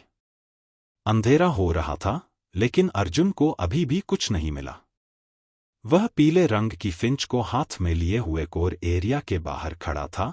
उसकी अभिव्यक्ति अनिश्चित थी। क्यों न हम अंदर जाकर टहलें? जब तक उसका सामना पवन बैल से नहीं होता, तब तक वह बचकर निकल सकता है न? जैसे ही अर्जुन दुविधा में था, अचानक दूर के दानव वन से एक दहाड़ की आवाज आई। दहाड़ बादलों में गूंज उठी। यहां तक कि अर्जुन भी इतनी दूर था कि उसके कान के पर्दे दुखने लगे। इसके तुरंत बाद आकाश में उड़ने वाले पक्षी और जानवर अपनी जान बचाने के लिए भाग गए। अच्छा नहीं, अर्जुन चौंक गया। ऐसी भयानक दहाड़! मुझे डर है कि कोई बड़ा राक्षसी जानवर गुस्से में है। उसने ज्यादा सोचने की हिम्मत भी नहीं की, इसलिए वह बेतहाशा भागा। राक्षसी जानवर को चाहे कोई भी परेशान करे, जब तक वह उसका सामना करेगा, वह निश्चित रूप से उसे नहीं छोड़ेगा या भाग जाना बेहतर होगा। जैसे ही उसने अपना पैर बाहर निकाला और बेतहाशा भागा, उसे लगा कि अचानक उसके शरीर के केंद्र से एक तेज रोशनी की किरण आ रही है। वह अपनी आंखों के कोने से बाहर निकल आया। आह! यह एक उड़ने वाला पक्षी राक्षसी जानवर है। इसका क्षेत्र बहुत ऊंचा है। अर्जुन बहुत खुश था। लोहे के जूतों में पैर रखने के बाद उसे वास्तव में कोई जगह नहीं मिली। महान दानव क्रोधित था और उसने कोर क्षेत्र में पक्षियों और राक्षसी जानवरों को डराकर उनकी बुद्धि को खत्म कर दिया। वह छाया एक उड़ने वाला पक्षी राक्षसी जानवर था और वह बहुत तेज गति से उड़ रहा था। अर्जुन की आंखों में एक चमक उठी जब उसने उड़ते हुए पक्षी राक्षसी जानवर की राक्षसी आभा को स्पष्ट रूप से देखा। मूल क्षेत्र प्रथम स्तर। वह गेल स्पैरो है। मूल वापसी क्षेत्र का पहला स्तर अर्जुन का सबसे आदर्श शिकार था। अगर उसकी साधना अधिक होती तो अर्जुन उसे भड़काने की हिम्मत नहीं करता। क्योंकि राक्षसी जानवरों को कोई मार्शल तकनीक नहीं पता थी। भले ही गुयुआन प्रथम परत बहुत मजबूत थी, फिर भी गुयुआन प्रथम परत के मार्शल कलाकारों की तुलना में इससे निपटना आसान था। पकड़ो इसे! अर्जुन हवा में उछला और हल्के से पेड़ की चोटी पर अपने पैर की उंगलियां थपथपाईं। फ्लैश छाया कदम। अपने पैरों के नीचे के निष्कासन बल की मदद से अर्जुन एक क्षण में एक प्रतिबिंब में बदल गया और 500 मीटर हवा में उछल गया। इस तेज दौड़ के कारण अर्जुन और गेल स्पैरो के बीच की दूरी घटकर 20 मीटर रह गई। गेल स्पैरो ने भी अर्जुन को देखा। वह पलटा और अर्जुन को पुकारा। इस पक्षी की चीख से वास्तव में एक पतली और संकरी हवा की धार निकल आई। अर्जुन ने अपना हाथ उठाया और पवन ब्लेड को दूर फेंक दिया। हे! भले ही मेरा सामना फिर से विंड बुल से हो, मैं उससे नहीं डरूंगा। तुम छोटी चिड़िया की तो बात ही छोड़ो। अर्जुन ने एक चाप बनाया और उतरा। उसने अपने पैरों से पेड़ की चोटी को छुआ और अपने दूसरे फ्लैश स्टेप के साथ बाहर निकल गया। इस बार उसने दूरी को बहुत सटीक रूप से नियंत्रित किया और लैंडिंग पॉइंट गेल स्पैरो के ठीक बगल में था। जब अर्जुन की परछाई चमककर गेल स्पैरो के पास आई, तो गेल स्पैरो थोड़ा घबरा गई। उसने अपने सारे पंख उड़ा दिए और डर के मारे चीखने लगी। आह! अच्छा नहीं! अर्जुन ने अभी अभी काटने के लिए अपनी कृपाण उठाई थी, लेकिन किसने सोचा था कि इस बार गेल स्पैरो की चीख से हवा के ब्लेड की परतें फट जाएंगी। अर्जुन को इसकी उम्मीद नहीं थी। उसने जल्दी से अपनी कृपाण को आगे बढ़ाया, तभी हवा के झोंकों से विशाल काले रंग की कृपाण के टूटने की आवाज आई। हर बार जब पवन ब्लेड काले स्केल से टकराता तो अर्जुन को ऐसा महसूस होता जैसे उसे घेराबंदी वाली गाड़ी से टक्कर लगी हो और उसके शरीर की सभी हड्डियां बिखरने वाली थीं। ये कमीना, अर्जुन ने अपने दांत पीस लिए, उसके माथे की नसें उभर आईं। इस बार विंड ब्लेड पहले छोड़े गए विंड ब्लेड से कहीं ज्यादा शक्तिशाली था। स्पष्ट रूप से गेल स्पैरो पागल हो गया था। जोरदार टक्कर से अर्जुन वापस जमीन पर गिर गया। गुस्से में गेल स्पैरो की आंखें लाल हो गईं। वह भागना जारी नहीं रख सका, बल्कि एक चमकीली रोशनी में बदल गया और अर्जुन की ओर दौड़ पड़ा। अर्जुन एक पल के लिए स्तब्ध रह गया और गुस्से से बोला, तुम छोटी चिड़िया, क्या तुम अभी भी फेंग न्यू के गुस्से की नकल करना चाहते हो? यह तुम्हारे खिलाफ है। अर्जुन ने अपना हाथ उठाया और वार किया। सबसे पहले उसने अपनी क्यूई को बिजली में बदला। कृपाण क्यूई के साथ साथ बिजली की चमक भी थी, जो गेल स्पैरो के शरीर पर जोरदार वार कर रही थी। अगर अर्जुन किसी मार्शल आर्टिस्ट पर हमला कर रहा होता, तो मार्शल आर्टिस्ट उसे रोकने के लिए निश्चित रूप से एक मौसम ढाल स्थापित करता, लेकिन गेल स्पैरो ऐसा नहीं करता। यह कृपाण वास्तव में उसके शरीर पर वार कर रही थी। गेल स्पैरो को अर्जुन की कृपाण से चोट लगी और वह बुरी तरह चिल्लाते हुए उड़ गया। जहां तक अर्जुन का सवाल है, तो उसे और भी बुरा लगा। अंत में वह एक मूल क्षेत्र का राक्षसी जानवर था। इस हमले की प्रतिक्रिया से अर्जुन के हाथ में मौजूद लंबी तलवार हिल गई और उड़ गई। उसने पीछे की ओर गोली भी चलाई, जिससे लगातार 3 विशाल प्राचीन पेड़ टूट गए। अर्जुन को लगा कि उसके गले से एक कौर मीठा खून नीचे गिर गया है और उसने उसे वापस धकेल दिया। गेल स्पैरो जमीन से उड़ी और एक प्रकाश की किरण में बदल गई तथा अर्जुन की ओर बढ़ी। अभी भी आ रहा है, अर्जुन ने अपना हाथ उठाया और अपने हाथ में विशाल कालस्किल वाले कृपाण को पकड़ लिया। वह उछला और फिर से गेल स्पैरो पर वार किया। धमाका! अर्जुन और गेल स्पैरो उफनती लहरों में उड़ गए। अर्जुन लगातार पुराने पेड़ों से टकराता रहा। वह अपने दिल में क्रोधित और चिंतित था, लेकिन फिर भी उसने अत्याचारी शरीर बिजली शरीर का उपयोग करने की हिम्मत नहीं की। अगर वह एक ही वार से गेल स्पैरो को मार देता, तो लाभ नुकसान से ज्यादा होता। फिर गेल स्पैरो वापस उड़ा और उसने अपना तीसरा हमला किया। अर्जुन असहाय था और वह केवल अपने शरीर में तीव्र दर्द को सहन कर सकता था और गेल स्पैरो के खिलाफ लड़ाई जारी रख सकता था। उसके वार अधिक भारी होते जा रहे थे तथा गेल स्पैरो का आक्रमण अधिक भयंकर होता जा रहा था। दोनों तरफ से 10 चालों के बाद भी अर्जुन ने अपनी ताकत से 3 गुना ज्यादा विस्फोट किया। उसने अपनी सारी क्यूई कंडेंसेशन और लाइटनिंग कंडेंसेशन का इस्तेमाल किया। उसका शरीर अभी भी चोटों से भरा हुआ था और उसके दाहिने हाथ की हड्डियां चकनाचूर हो गई थी। गेल स्पैरो को भी असुविधा महसूस हुई तथा उसके शरीर के एक बड़े हिस्से से पंख गिर गए, जिससे उसकी स्थिति बहुत दयनीय हो गई। यह देखकर कि गेल स्पैरो फिर से आ रहा था, अर्जुन की आंखें लाल हो गईं और उसने गुस्से से कहा, क्या बकवास है, चिंता मत करो। मुझे उम्मीद है कि तुम एक बार बिजली का सामना कर सकोगे। जैसे ही वह बोला, उसके हाथों ने तुरंत मुहरें बना ली। थंडर किंग सील, बिजली गिर रही है। छपा। अर्जुन की तलवार जैसी उंगली कट गई। असफल। आह! धिक्कार है तुम्हारी दादी पर, मैं ऐसे समय में असफल हो गया। गेल स्पैरो ने अर्जुन के पेट के निचले हिस्से पर हमला किया। टक्कर से अर्जुन उड़ गया। अर्जुन को लगा जैसे उसके अंदरूनी अंग टूटने वाले हैं। जैसे ही उसने पागलों की तरह पीछे की ओर छलांग लगाई, उसने खून का एक बड़ा मुंह बाहर निकाला और उसकी आंखों के सामने तारे दिखाई देने लगे। सौभाग्य से गेल स्पैरो बहुत कमजोर था और अर्जुन ने काला कवच पहना हुआ था। अन्यथा यह अर्जुन के पेट में घुस जाता। अध्याय 57 गौरया राजा सील। अर्जुन की चेतना लगभग लुप्त होने ही वाली थी कि उसे चोट लग गई। उसकी आंखों के सामने अंधेरा छा गया और वह लगभग बेहोश हो गया। सौभाग्य से पिछली बार जब उसने जियांग झोंगहुआ और अन्य लोगों को गोलियां वितरित की थीं, तो अर्जुन ने कुछ कायाकल्प गोलियां अपने लिए छोड़ दी थी। इस समय उसने जल्दी से एक टियर 1 कायाकल्प गोली अपने मुंह में ठूंस ली। अरे यार, ये सही नहीं है। पक्षियों को बहुत शांत रहना चाहिए। ये आदमी क्यों और भी ज्यादा खूंखार होता जा रहा है?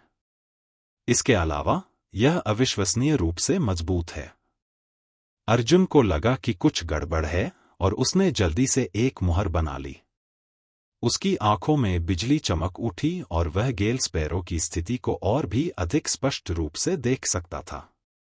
इसे देखते हुए अर्जुन ने पाया कि गेल स्पैरो के पेट में कुछ ऐसा था जो तेज पीली रोशनी उत्सर्जित कर रहा था।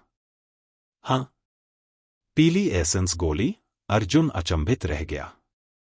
गेल स्पैरो के पेट में पीली एसेंस गोली क्यों थी? पीली सार गोली कोई औषधीय गोली नहीं थी, बल्कि एक सांप प्रकार के राक्षसी जानवर के शरीर में पैदा हुआ एक अनमोल खजाना था। आमतौर पर एक सांप प्रकार का राक्षसी जानवर बाढ़ के ड्रैगन में बदल जाता है, और बाढ़ एक शक्तिशाली अजगर राक्षसी जानवर एक भाग्यशाली मुठभेड़ के बाद एक पीले सार की गोली को जन्म देगा। उसके बाद यह स्वर्ग और पृथ्वी की आध्यात्मिक ऊर्जा और सूर्य और चंद्रमा के सार को अवशोषित करने के लिए पीले सार की गोली को थूक देगा। लगभग 100 वर्षों तक इसे दोहराने के बाद पीले सार की गोली आकार लेगी। उस समय यदि सांप दानव परिष्कृत पीले सार की गोली निगल लेता, तो वह एक राक्षसी बाढ़ ड्रैगन में परिवर्तित हो सकता था। इसके अलावा सभी सांप राक्षस पीले सार की गोली का उत्पादन नहीं कर सकते थे।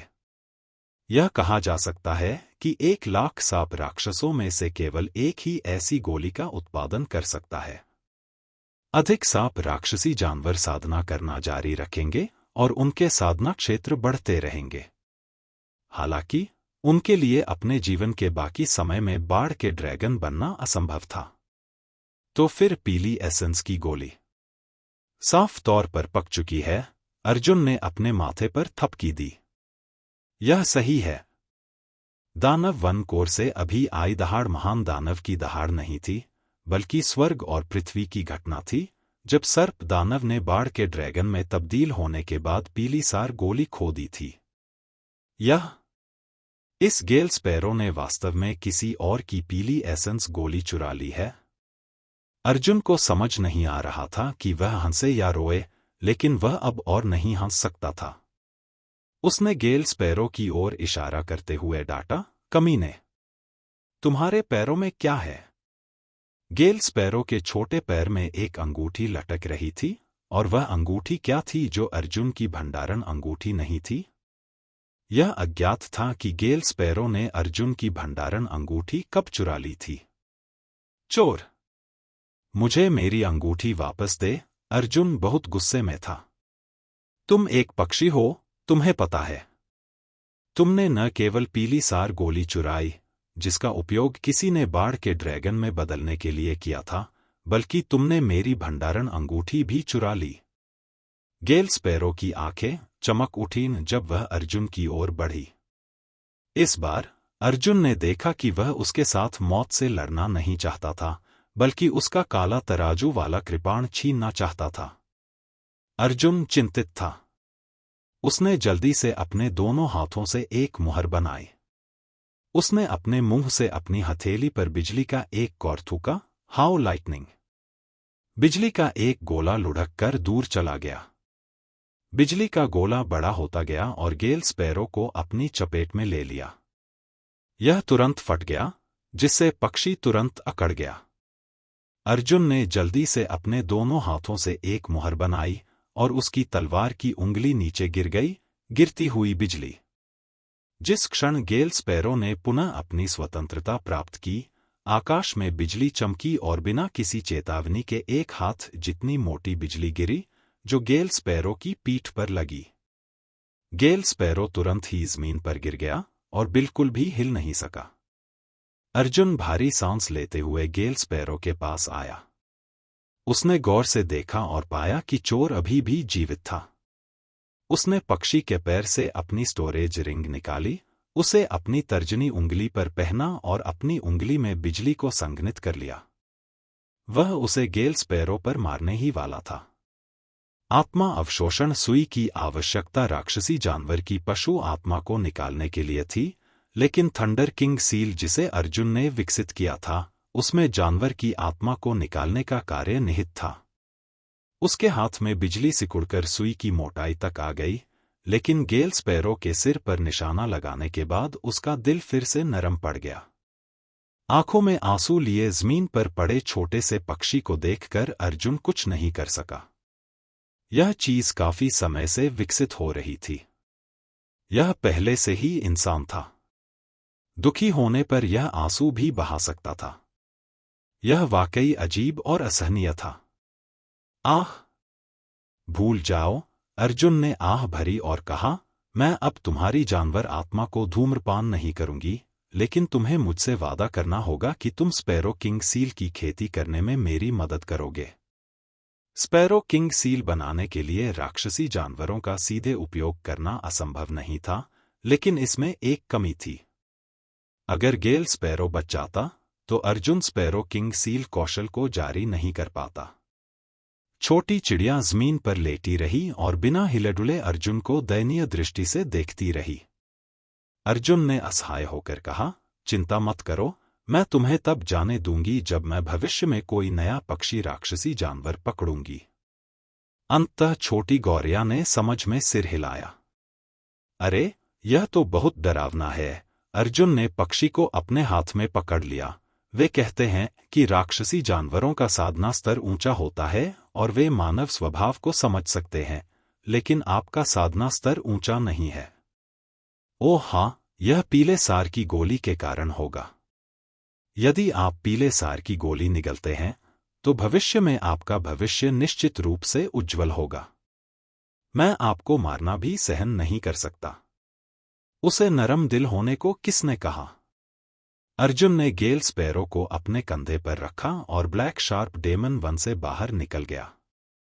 जियांग मनोर में लौटने के बजाय वह ब्लैक शार्प पर्वत श्रृंखला में खजाने की गुफा में चला गया और यहां स्पैरो किंग सील की खेती शुरू कर दी। चूंकि यह छोटा पक्षी मानव भाषा समझ सकता है, इसलिए यह बहुत आसान होगा। कई सौ लगातार असफलताओं के बाद अर्जुन अंततः स्पैरो किंग सील बनाने में सफल रहा। आओ, अर्जुन ने धीमी आवाज में चिल्लाया। पक्षी तुरंत अर्जुन की हथेली में कूद गया और घनी बिजली में लिपटा गया। अर्जुन ने एक कदम आगे बढ़ाया और पक्षी को आगे फेंकते हुए चिल्लाया, thunder king seal, thunder bird. वह छोटा पक्षी हथेली के निशान से होकर गुजरा और तुरंत ही शुद्ध बिजली से बने एक बिजली पक्षी में परिवर्तित हो गया। बिजली पक्षी ने अपने पंख फड़फड़ाए और चटचटाहट की जब वह आत्मा मापने वाले पत्थर की कठपुतली से टकराया। इस टक्कर से कठपुतली उड़ गई। कठपुतली दीवार से टकराकर पहाड़ की गहराई में जा गिरी। अर्जुन अचंभित और हैरान रह गया, क्या महान शक्ति है। उसने कठपुतली को बाहर निकाला और फिर से देखा। कठपुतली की छाती पर वास्तव में एक कटोरे के आकार का अर्धवृत्ताकार गड्ढा था और यह मुट्ठी जितना गहरा था। इसके अलावा गड्ढे के किनारों पर घनी दरारें थीं। यह स्पैरो किंग सील वास्तव में लुओ लाइटनिंग से भी अधिक शक्तिशाली था। नंगी आंखों से किंग स्पैरो सील की घातकता वर्तमान में थंडर फॉलिंग सील की तुलना में लगभग 5 गुना थी। जहां तक स्पैरो किंग सील का प्रश्न है, तो उसने केवल 3 गुना अधिक बिजली का उपभोग किया। आखिरकार यह हो ही गया। अर्जुन ने राहत की सांस ली और कहा, मैं 6 दिनों में मार्शल आर्ट्स सिटी में रहूंगा। इस अवधि के दौरान मुझे इसमें ठीक से महारत हासिल करनी होगी।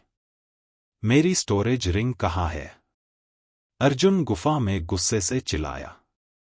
थंडर किंग सील की कुल 6 शैलियां थीं। अर्जुन वर्तमान में उनमें से केवल 5 ही सीख सकता था, लेकिन इसका फायदा यह था कि थंडर किंग सील अन्य साधना विधियों से अलग थी। इसमें कोई छोटी सफलता नहीं थी, केवल प्रवीण और अप्रवीण के बीच का अंतर था। ऐसा इसलिए था क्योंकि थंडर किंग सील अर्जुन के मौसम से निर्धारित होती थी। अर्जुन का मौसम जितना मजबूत होगा, थंडर किंग सील उतनी ही शक्तिशाली होगी। वर्तमान में अर्जुन की गति और सीलिंग में दक्षता अभी भी बहुत शुरुआती थी। अगले दिनों में उन्होंने यहां रहने और हर दिन बिना रुके सीलिंग इशारों का अभ्यास करने का फैसला किया। जहां तक उस छोटे पक्षी की बात है, वह अस्थायी रूप से अर्जुन का पालतू बन गया था। हालांकि उसे बड़ी मात्रा में आध्यात्मिक जड़ी बूटियां खानी पड़ी, जिससे अर्जुन के शरीर को चोट पहुंची। क्या बकवास है? मुझे नहीं पता कि तुम्हें क्या हुआ, अर्जुन ने छोटी चिड़िया के सिर को छुआ और कहा, एक पक्षी राक्षसी जानवर वास्तव में चीजों को चुराना पसंद करता है। मैं वास्तव में नहीं जानता कि तुमने यह किससे सीखा। अर्जुन असहाय था और उसने सीलिंग का अभ्यास करना शुरू कर दिया। अचानक उसने पाया कि उसकी दाहिनी तर्जनी उंगली खाली थी। मेरी स्टोरेज रिंग कहाँ है? तुम बदबूदार पक्षी ने इसे फिर से मेरे लिए चुरा लिया। अध्याय 58 नया, बिजली की तेजी से दौड़ती ब्लेड। अगले दिनों में अर्जुन खजाना गुफा में साधना कर रहा था और उसे हर दिन बड़ी संख्या में जटिल सीलिंग अभ्यास से गुजरना पड़ता था।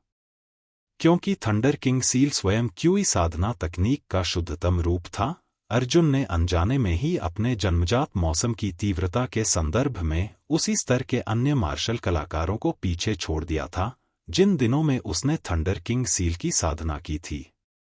यह स्तर स्वाभाविक रूप से एक जियांटियन क्षेत्र मार्शल कलाकार था। साथ ही उन्होंने इस समय का उपयोग अपने पुनर्जन्म के बाद के अनुभव की जांच करने के लिए भी किया। वे कह सकते थे कि अपने पुनर्जन्म के आधे साल से भी कम समय में उन्होंने जो अनुभव किया वह उनके पिछले जीवन से भी अधिक रंगीन था।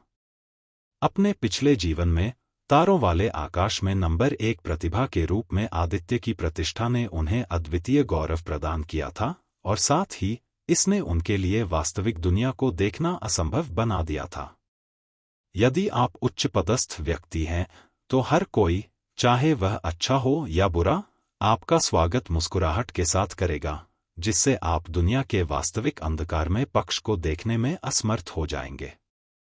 या शायद यह कहा जा सकता है कि आदित्य अपने पिछले जीवन में 18 वर्षों तक गहन आकाश संप्रदाय के संरक्षण में रहा था, लेकिन वह एक शुद्ध दिमाग वाला, गर्म खून वाला युवक था। हालांकि इस जीवन में अर्जुन का अनुभव उसके पिछले जीवन से बिल्कुल अलग था। लगभग हर बाहरी व्यक्ति अर्जुन के प्रति शत्रुतापूर्ण था, जिससे अर्जुन का दिमाग तेजी से आगे बढ़ने लगा, जल्दी से परिपक्व हो गया और दुनिया की स्पष्ट समझ हासिल करने लगा। फिर वहां एक छोटी सी गेल स्पैरो थी।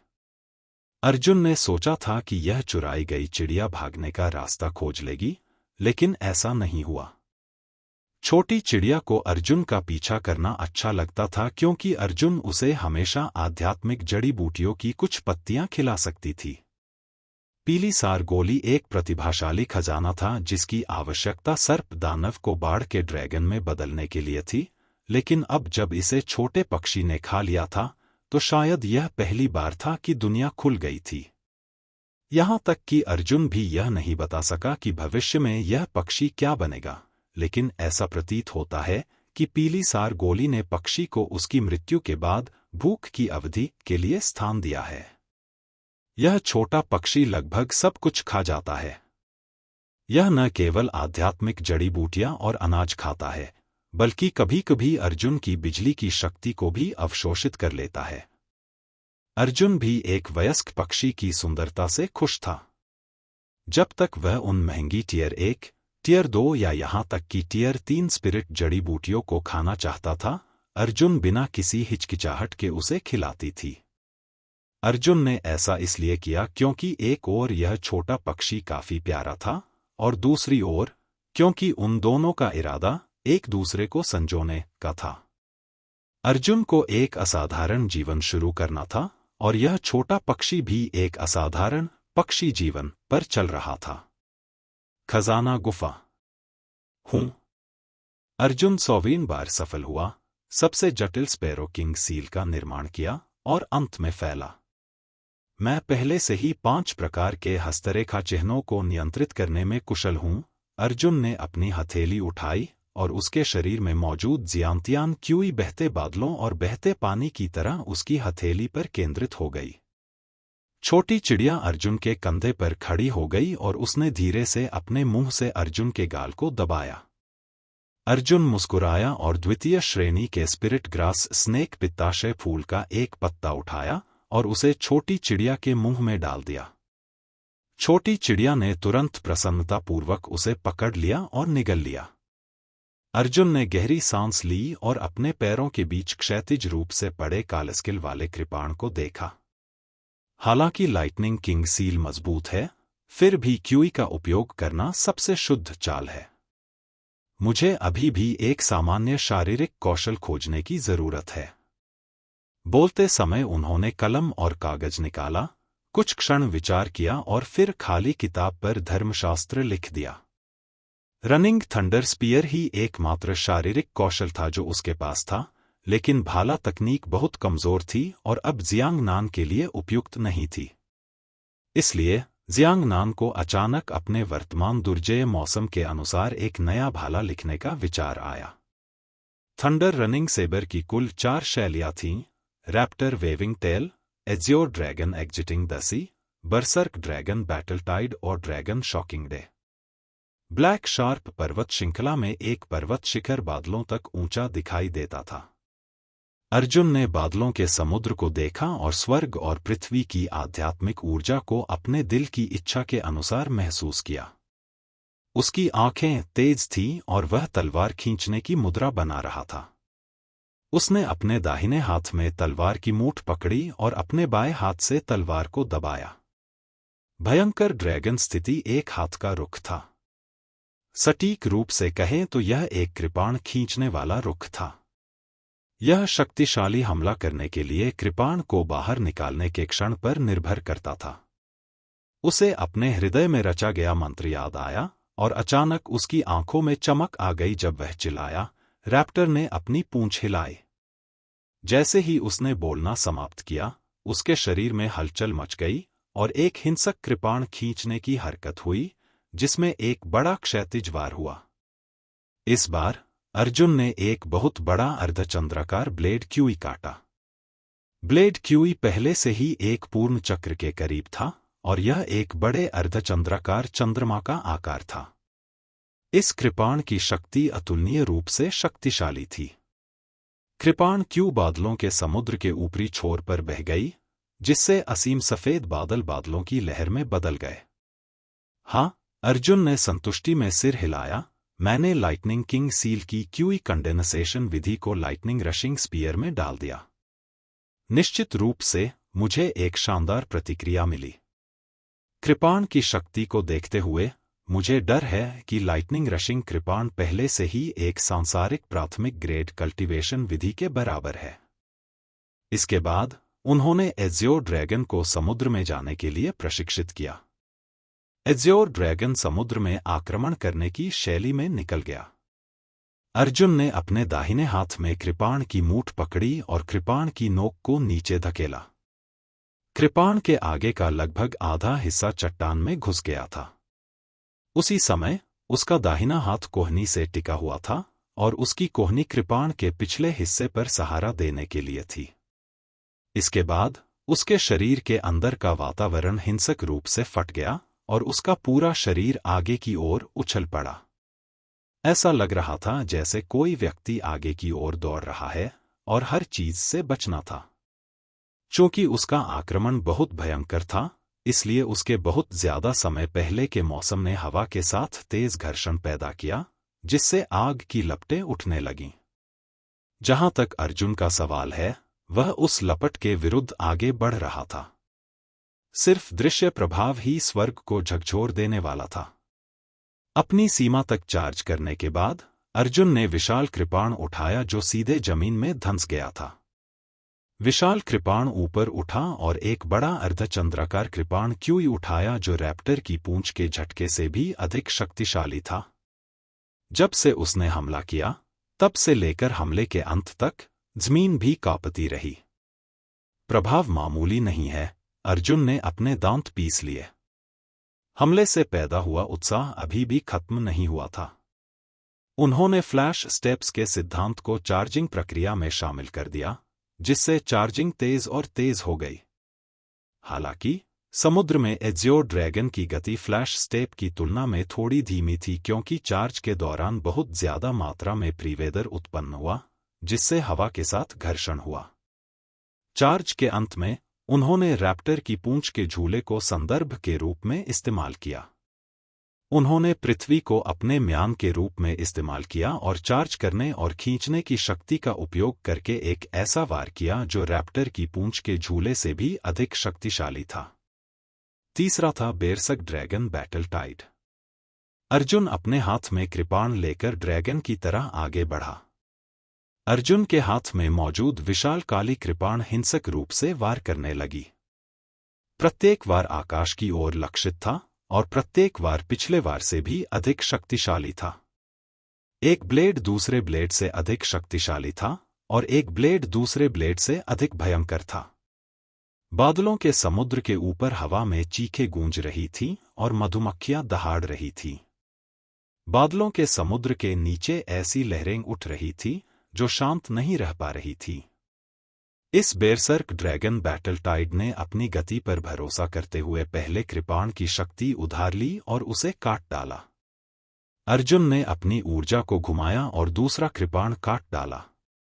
यह शक्ति पहले कृपाण से अधिक शक्तिशाली थी। उसके बाद अगले 2, 3, 4, 7 और 10 कृपाण आए। इससे पहले कि वह पीछे हट पाता, उसकी पिछली गति फिर से बढ़ गई थी।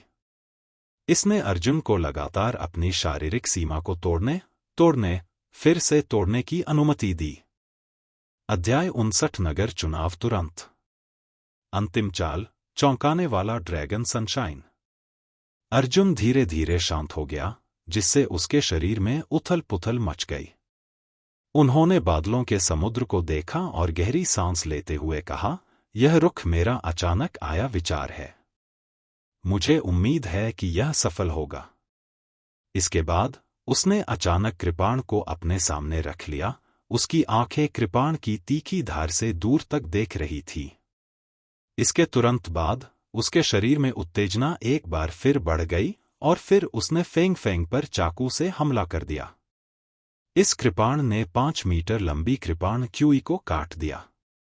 कृपाण क्यूई का आकार रैप्टर की पूंछ के झूले के बराबर था, लेकिन कृपाण क्यूई की ताकत रैप्टर की पूंछ के झूले जितनी मजबूत नहीं थी। लेकिन यह अंत नहीं था। अर्जुन ने तुरंत कृपाण क्यूई को उलझाने के लिए बिजली की शिरा विशेषता का उपयोग किया, जिससे यह अब हिंसक रूप से आगे नहीं बढ़ सका, बल्कि बहुत धीमा हो गया। इसके अलावा अर्जुन ने दूसरी बार हमला किया।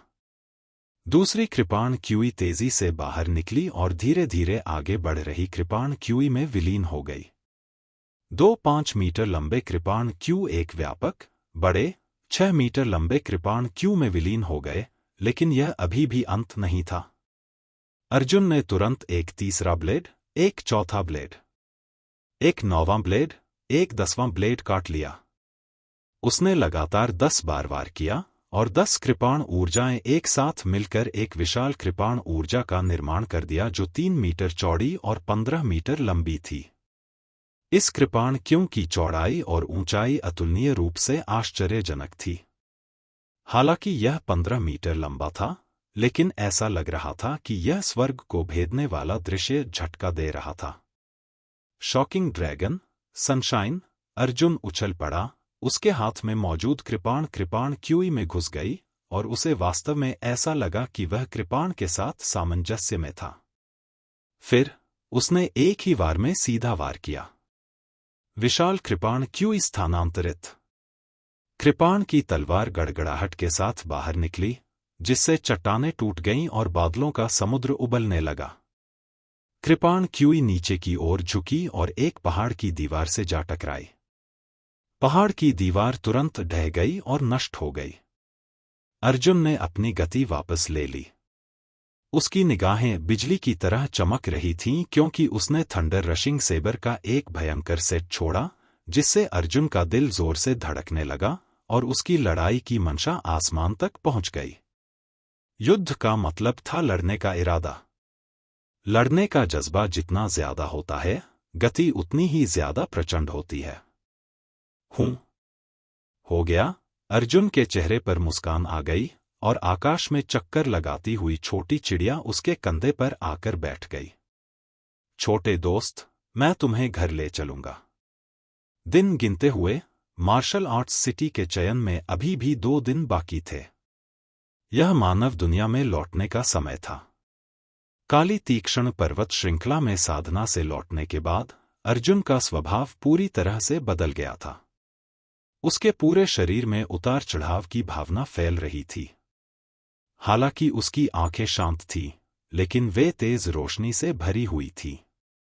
अपनी साधना के दिनों में उन्होंने अपने पिछले जीवन पर विचार किया था, जिससे उन्हें समझ में आया कि इस संसार में, जहां कमजोर लोग बलवानों पर आक्रमण करते हैं, दूसरों के प्रति दयालुता का प्रतिफल दयालुता नहीं हो सकता। केवल शक्ति से ही बोलने की क्षमता प्राप्त हो सकती है। वह विंड चेजिंग हॉर्स पर सवार होकर चला गया और धीरे धीरे ब्लू रॉक सिटी क्षेत्र में पहुंचा। मेरा क्षेत्र ढीला हो गया है। अब ज्यादा समय नहीं लगेगा जब मैं जियांटियन क्षेत्र के 7वें स्तर तक पहुंच जाऊंगा। उसने खुद से ही कहा। उसने भी एक अजीब दृश्य देखा। वह कई छोटे शहरों से गुजरा और देखा कि शहर लालटेन से सजाए गए थे और वहां एक जबरदस्त उत्सव का माहौल था। अर्जुन को आश्चर्य हुआ और उसने जमीन खोद रहे एक बूढ़े व्यक्ति से पूछा, बूढ़े साहब, यहां क्या गड़बड़ है? हर घर में लाल लालटेन क्यों लटकी हुई है? अर्जुन की धूल भरी शक्ल देखकर बूढ़े आदमी ने कहा, वह दूसरी जगहों से आया है ना? तुम्हें शायद पता नहीं कि आज हमारे पूरे ब्लू रॉक सिटी क्षेत्र के लिए खुशी का दिन है, क्योंकि मार्शल आर्ट सिटी चयन खुलने वाला है। सभी शक्तिशाली संप्रदाय दूत आ गए हैं। वे संप्रदाय के दूत ब्लूस्टोन सिटी में एक भोज का आयोजन कर रहे हैं। विभिन्न शहरों से सभी मार्शल अभ्यासी चले गए हैं। तो यही मामला है। अर्जुन को अचानक एहसास हुआ कि martial arts town selection Bluestone City के 6 शहरों के सभी युवाओं के लिए खुद का नाम बनाने का एकमात्र दिन था। अब जब संप्रदाय के दूत आ चुके थे, तो यह स्वाभाविक था कि पूरे परिवार को लालटेन और रंगीन रोशनी से सजाया जाएगा। धन्यवाद, बूढ़े आदमी, अर्जुन ने अपनी मुट्ठियां और हाथ जोड़े। वह विंड चेजिंग फॉयल पर चढ़ गया और अपने रास्ते पर आगे बढ़ गया। लगता है मैं अभी भी थोड़ा लेट हूं। संप्रदाय के दूतों ने भोज का आयोजन शुरू कर दिया है। मुझे डर है कि अगर मैं अभी जल्दी में आऊंगा तो देर हो जाएगी। मैं नहीं जानता कि जियांग झोंगहुआ और अन्य लोग किस तरह से खेती कर रहे हैं। अपने दिल में यह विचार रखते हुए अर्जुन को वापस लौटने की और भी अधिक उत्सुकता महसूस हुई। मैं वापस आ गया हूं। जियांग मनोर में लौटने के बाद अर्जुन जोर से हंसा और चिल्लाया, अय्या, जियाओनान, तुम वापस आ गई हो। जियांग शाहुआ सबसे पहले आगे बढ़ा। उसने जियांग नान की बाह पकड़ी और कहा, मुझे लगा कि तुम पकड़ नहीं पाओगी। अब संप्रदाय के दूत, पिताजी, मुझे पहले से ही पता है। अर्जुन मुस्कुराया और सिर हिलाया। यह ठीक है। मैं जल्द ही ब्लू रॉक सिटी जा रहा हूं। छोटी नान, जियांग शाहुआ ने संतुष्टि के साथ अर्जुन को देखा और कहा, ऐसा लगता है कि तुम थोड़ी लंबी हो गई हो और तुम्हारा शरीर बहुत मजबूत है। अर्जुन के चेहरे पर बचपना पहले ही कड़वाहट से धुल चुका था। उसके चेहरे के किनारे और कोने और भी दृढ़ थे और एक आदमी की आभा दिखने लगी थी। 16 साल की उम्र उसके शरीर को विकसित करने के लिए एक अच्छा समय था। अपनी कड़ी साधना और आध्यात्मिक जड़ी बूटियों के पोषण से अर्जुन की ऊंचाई पहले से ही 1.8 मीटर के करीब थी। अर्जुन मुस्कुराया और कहा, भाई झोंगहुआ और बहन फेई कहाँ हैं? उन्हें पहले ही ब्लूस्टोन सिटी पहुंच जाना चाहिए था, है ना? इस बिंदु पर जियांग शाओहुआ का चेहरा काला पड़ गया और वह झिझकते हुए बोला, यह। अर्जुन ने भौहें सिकोड़ते हुए कहा, क्या हुआ? आप खुद से पूछ सकते हैं। जियांग शाओहुआ ने अपना सिर हिलाया। क्या वे अभी भी जियांग मनोर में हैं? जियांग नान को बहुत आश्चर्य हुआ। झोंग हुआ और बाकी लोग कब से घर पर रह रहे हैं? उसे अस्पष्ट रूप से महसूस हुआ कि कुछ हुआ है और वह तुरंत जियांग झोंगहुआ के कमरे की ओर भागा। जैसे ही उसने दरवाजा खोला, कमरे में खून की हल्की सी गंध फैल गई। अर्जुन ने देखा कि जियांग झोंगहुआ बिस्तर पर पैर मोड़कर बैठा है और जियांग फेई और अन्य लोग भी वहीं थे। भाई, क्या तुम घायल हो? अर्जुन ने भौहें सिकोड़ी। जियांग झोंगहुआ ने मुस्कुराते हुए कहा, छोटी नान, जल्दी करो और ब्लूस्टोन सिटी जाओ। वहां। अर्जुन ने अपनी आंखें सिकोड़ते हुए गहरी आवाज में पूछा, क्या हुआ? किसने तुम्हें घायल कर दिया? जैसे ही वह बोल रहा था, अर्जुन ने देखा कि न केवल जियांग शाओहुआ घायल था, बल्कि जियांग फेई और उसके बाकी साथी भी मामूली रूप से घायल हो गए थे। अर्जुन के कई सवालों का सामना करते हुए जियांग झोंगहुआ ने केवल आह भरी और कुछ नहीं कहा। उसने कहा, हमारे लिए विचलित मत हो, तुम जाओ। जियांग फेई, हालांकि, सुनना जारी नहीं रख सकी। उसने गुस्से में कहा, क्या यह कै जियान्युन नहीं है जिसने यह किया है? छोटे भाई नान, जब आप खेती करने के लिए जियांग मनोर से निकले थे, तो कै जियान्युन आपके साथ लड़ाई करने के लिए लोगों के एक समूह को लेकर आया था। वे दरवाजे पर खड़े होकर आपका अपमान कर रहे थे। झोंगहुआ अब और नहीं सुन सकता था। वह आपके लिए खड़ा हुआ, लेकिन कै जियान्युन ने उसका बुरी तरह अपमान किया और हमें घायल कर दिया। फिर कै जियान्युन ने भी कहा। अर्जुन के दिल में गुस्सा लगभग काबू से बाहर हो गया था। उसने गहरी आवाज में पूछा, उसने और क्या कहा? जियांग फी ने अपने दांत पीसते हुए कहा, उसने यह भी कहा कि अगर हम भविष्य में एक दूसरे से मिले, तो वह हमें एक बार पीटेगा। अगर हमने ब्लूस्टोन सिटी जाने की हिम्मत की, तो वह झोंगहुआ के कुत्ते के पैर को तोड़ देगा। अध्याय 60 पूरे रोश में घुसना। फे, जल्दी से बात करना बंद करो। जियांग झोंगहुआ ने जल्दी से जियांग फेई को बीच में रोका और डांटा, ऐसा नहीं है कि आप छोटे नान के गुस्से को नहीं जानते हैं। अगर आप उसे अभी यह बताते हैं, तो यह केवल उसकी मानसिकता को प्रभावित करेगा। हा। कै जियान्युन? अर्जुन की आवाज और भी गहरी हो गई। जियांग झोंगहुआ ने जल्दी से कहा, छोटे नान, आवेगी मत बनो। हालांकि कै जियान्युन उसी पीढ़ी के दूसरे विशेषज्ञ हैं, वे शहर से हैं। हमारे समूह के शीर्ष 20 विशेषज्ञों में से आधे से अधिक कै जियान्युन के करीबी हैं। अभी, शहर का चयन आसन्न है। हम कै जियान्युन को छूने के बजाय नंबर 1 विशेषज्ञ मोहे को नाराज करना पसंद करेंगे। यह सुनकर अर्जुन दिल खोलकर हंसा और बोला, उसने, कै जियान्युन ने कहा कि अगर हमने ब्लूस्टोन सिटी जाने की हिम्मत की, तो वह आपके कुत्ते का पैर तोड़ देगा। ठीक है, भाई झोंगहुआ, बहन फी, मेरे साथ आओ। मैं देखना चाहता हूं कि वह तुम्हारी टांगे कैसे तोड़ता है। जियांग झोंगहुआ का मूल इरादा अर्जुन को मनाने का था, लेकिन जब उसने अर्जुन की भौहों के बीच निर्विवाद अभिव्यक्ति देखी, तो उसने अपने शब्दों को वापस अपने पेट में निगल लिया। Bluestone city. शहर का चयन शीघ्र ही होने वाला था, और वोलोंग प्रांत में बाहरी संप्रदाय के शिष्यों की भर्ती के लिए जिम्मेदार विभिन्न संप्रदाय के दूत भी आ चुके थे। उनमें से 3 संप्रदाय थे: घुड़सवार संप्रदाय, पूर्ण कृपाण संप्रदाय, श्वेत तलवार संप्रदाय, भयंकर बाघ संप्रदाय, निडर शेर संप्रदाय और द्वितीय श्रेणी संप्रदाय, चिहुओ संप्रदाय। कुल 6 संप्रदाय थे। इस समय 6 संप्रदायों ने ब्लूस्टोन सिटी के कोलोसियम में एक भोज का आयोजन किया, जिसमें ब्लूस्टोन सिटी के युवा प्रतिभाशाली लोगों का मनोरंजन किया गया और शिष्यों की भर्ती के लिए भाषण दिया गया। प्रत्येक संप्रदाय ने अपने संप्रदाय की ताकत को शब्दों में बयां करने की पूरी कोशिश की, साथ ही यह भी बताया कि उनके संप्रदाय में शामिल होने के बाद युवाओं का भविष्य कितना उज्ज्वल होगा। केवल चिहुओ संप्रदाय के संदेशवाहक वांग शियाओयुन ने ऊपर से एक शब्द भी नहीं कहा। उसे बोलने की बिल्कुल भी जरूरत नहीं थी। सिर्फ चिहुओ संप्रदाय के शब्दों से ही उसका पूरा वजन हो गया था। चिहुओ संप्रदाय के आवरण के अंतर्गत 5 तृतीय श्रेणी के संप्रदायों को चिहुओ संप्रदाय के अधीन कहा जा सकता है। वे सभी चापलूसी करने वाले दिखते थे और चिहुओ संप्रदाय के साथ अच्छे संबंध स्थापित करने के लिए उत्सुक थे। इस भोज के लिए ब्लूस्टोन सिटी ने सभी सुविधाएं, व्यंजन और शराब उपलब्ध कराने में कोई कसर नहीं छोड़ी थी। ब्लूस्टोन सिटी के युवा ड्रैगन गेट को पार कर सकेंगे या नहीं और अपना भविष्य बदल सकेंगे या नहीं, यह 2 दिनों में मार्शल आर्ट्स सिटी के चयन पर निर्भर करता था। इस समय वांग कबीले को खुद पर सबसे ज्यादा गर्व था।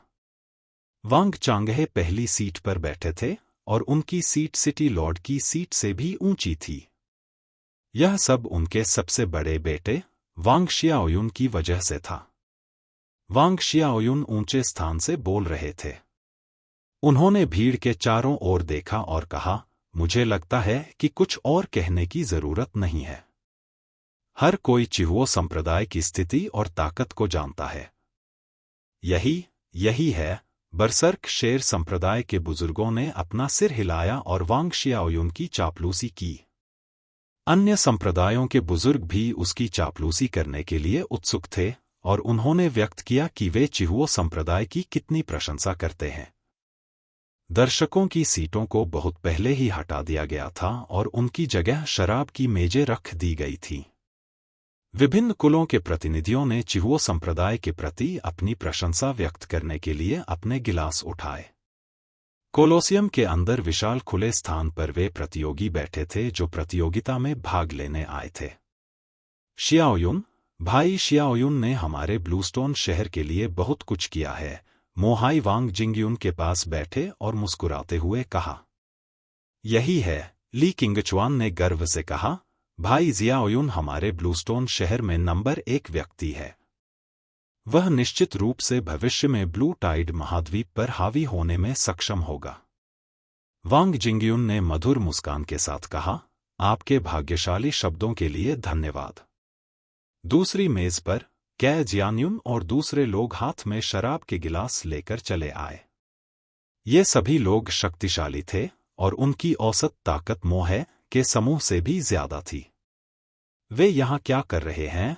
जब ली किंगचुआन ने कै जियान्युन को आते देखा तो उसने अपनी आवाज कम की और कहा, हमें इस कै जियान्युन से सावधान रहना चाहिए। वांग जिंगयुन मुस्कुराए और कै जियान्युन का स्वागत करने के लिए खड़े हुए और कहा, जियान्युन। कै जियान्युन ने हल्के से मुस्कुराया। उसके बगल में मौजूद दर्जन भर सुपर विशेषज्ञों ने उसे बेहद आत्मविश्वासी महसूस कराया। हालांकि उसने कहा, जिंगयुन, मोहे, मैं तुम्हारे लिए एक टोस्ट प्रस्तावित करता हूं। इस बार जियाओयू ने अपनी उपस्थिति दर्ज कराई है। वह हमारे ब्लूस्टोन सिटी का एक महान नायक बनने के योग्य है। जब समय आएगा तो मुझे उम्मीद है कि जिंगयू भाई जियाओयू के सामने मेरे लिए एक अच्छी बात कह सकेगा। आखिरकार हम तीनों के नाम में यूं शब्द जुड़ा है। यह कोई उथली नियति नहीं है। मोहे और ली किंगचुआन भी खड़े हो गए। मोहे ने अपना गिलास उठाया और कहा, जियान्युन बहुत विनम्र है। हमें अभी भी उम्मीद है कि आप शहर के चयन में हम पर दया दिखाएंगे। हाँ, नहीं, मोहाई बहुत विनम्र है। वांग जियान्युन ने हल्के से मुस्कुराया और फिर कहा, मैं खुद को दयालु कहने की हिम्मत नहीं करता, लेकिन शायद हम सहयोग कर सकते हैं। ओह, मोहाई ने अपनी भौहें उठाईं और अवचेतन रूप से वांग जिंगयुन को देखा। कै जियान्युन ने अपनी आवाज कम करते हुए कहा, हालांकि हमारे बीच कोई गहरा रिश्ता नहीं है, लेकिन हमारा दुश्मन एक आम है। अर्जुन। मोहाई के चेहरे पर मुस्कान गायब हो गई। यह सही है, कै जियान्युन ने सिर हिलाया, यह बच्चा घमंडी है। इसे पीटना होगा। ली किंगचुआन जोर से हंसा, वह बदमाश। मैं पहले से ही उसे सबक सिखाना चाहता था। संयोग से यह मार्शल आर्ट्स सिटी चयन एक अच्छा अवसर है। जब वह बोल रहा था तो लोगों का एक समूह प्रवेश द्वार से अंदर आया। हाँ, क्या जियान्युन ऐसी स्थिति में था कि वह प्रवेश द्वार देख सकता था। उसने एक ही नज़र में जियांग झोंगहुआ और अन्य लोगों को देखा। क्या जियान्युन और मो है ने एक ही समय में जियांग कबीले टीम की ओर देखा। जियांग झोंगहुआ और अन्य लोगों ने क्या जियान्युन की ठंडी और भयंकर निगाहों को महसूस किया, और मो है और अन्य लोग, जो मो है को लालच भरी नज़रों से देख रहे थे, भोज हॉल में जाने से डर रहे थे। क्या जियान्युन दूर से हंसा, क्या यह झोंगहुआ नहीं है? क्या तुम भूल गए कि मैंने क्या कहा था? तुम्हारा कुत्ता पैर अब इसे नहीं चाहता है? उसकी आवाज इतनी तेज थी कि सभी प्रतियोगी तुरंत रुक गए और जियांग कबीले की ओर देखने लगे। क्या जियान्युन और मो हाई की टीम युवा पीढ़ी की सर्वोच्च युद्ध क्षमता का प्रतिनिधित्व करती थी। अब जब दोनों टीमें एक साथ खड़ी थीं, तो वे बस अस्तित्व थे जिन्हें कोई भी भड़काने की हिम्मत नहीं कर सकता था। वे इतने भयभीत थे कि किसी ने कुछ भी कहने की हिम्मत नहीं की। जियांग झोंगहुआ को क्या जियान्युन ने अपमानित किया और उसका चेहरा तुरंत लाल हो गया। उसने अपना मुंह खोला, लेकिन उसे समझ नहीं आया कि कैसे जवाब दे। इस समय जियांग झोंगहुआ के पीछे से एक आकृति चमकी। यह व्यक्ति एक विशाल काली कृपाण लिए हुए था। यह अर्जुन था। जिस क्षण अर्जुन प्रकट हुआ, क्या जियान्युन, मो है, ली किंगचुआन और अन्य लोगों ने अपनी आंखें सिकोड़ लीं। सभी ने शुरू में सोचा था कि अर्जुन पहले एक कठोर टिप्पणी करेगा और क्या जियान्युन को एहसान वापस करेगा, लेकिन किसने सोचा होगा कि ऐसा नहीं होगा? अर्जुन ने सीधे पूछा, भाई झोंगहुआ, आपको किसने घायल किया? क्या यह क्या जियान्युन स्वयं है या उसके अधीनस्थ? दूर के शहर के स्वामी ने भी अर्जुन को देखा। यह देखकर कि अर्जुन की अभिव्यक्ति अच्छी नहीं थी और उसे डर था कि अर्जुन परेशानी पैदा करेगा, वह खड़ा हुआ और बोला, छोटे नान, आज ब्लूस्टोन सिटी की शादी का दिन है। लापरवाही से काम मत करो। ओह, क्या वह अर्जुन है? 5 तृतीय श्रेणी संप्रदायों के दूतों ने अर्जुन को अलग अलग नजरों से देखा। एब्सोल्यूट सेबर संप्रदाय के बुजुर्ग ने कहा, मैंने बहुत समय पहले सुना था कि इस वर्ष की प्रतियोगिता में शीर्ष प्रतियोगियों में से एक का नाम अर्जुन है। तो वह वही है।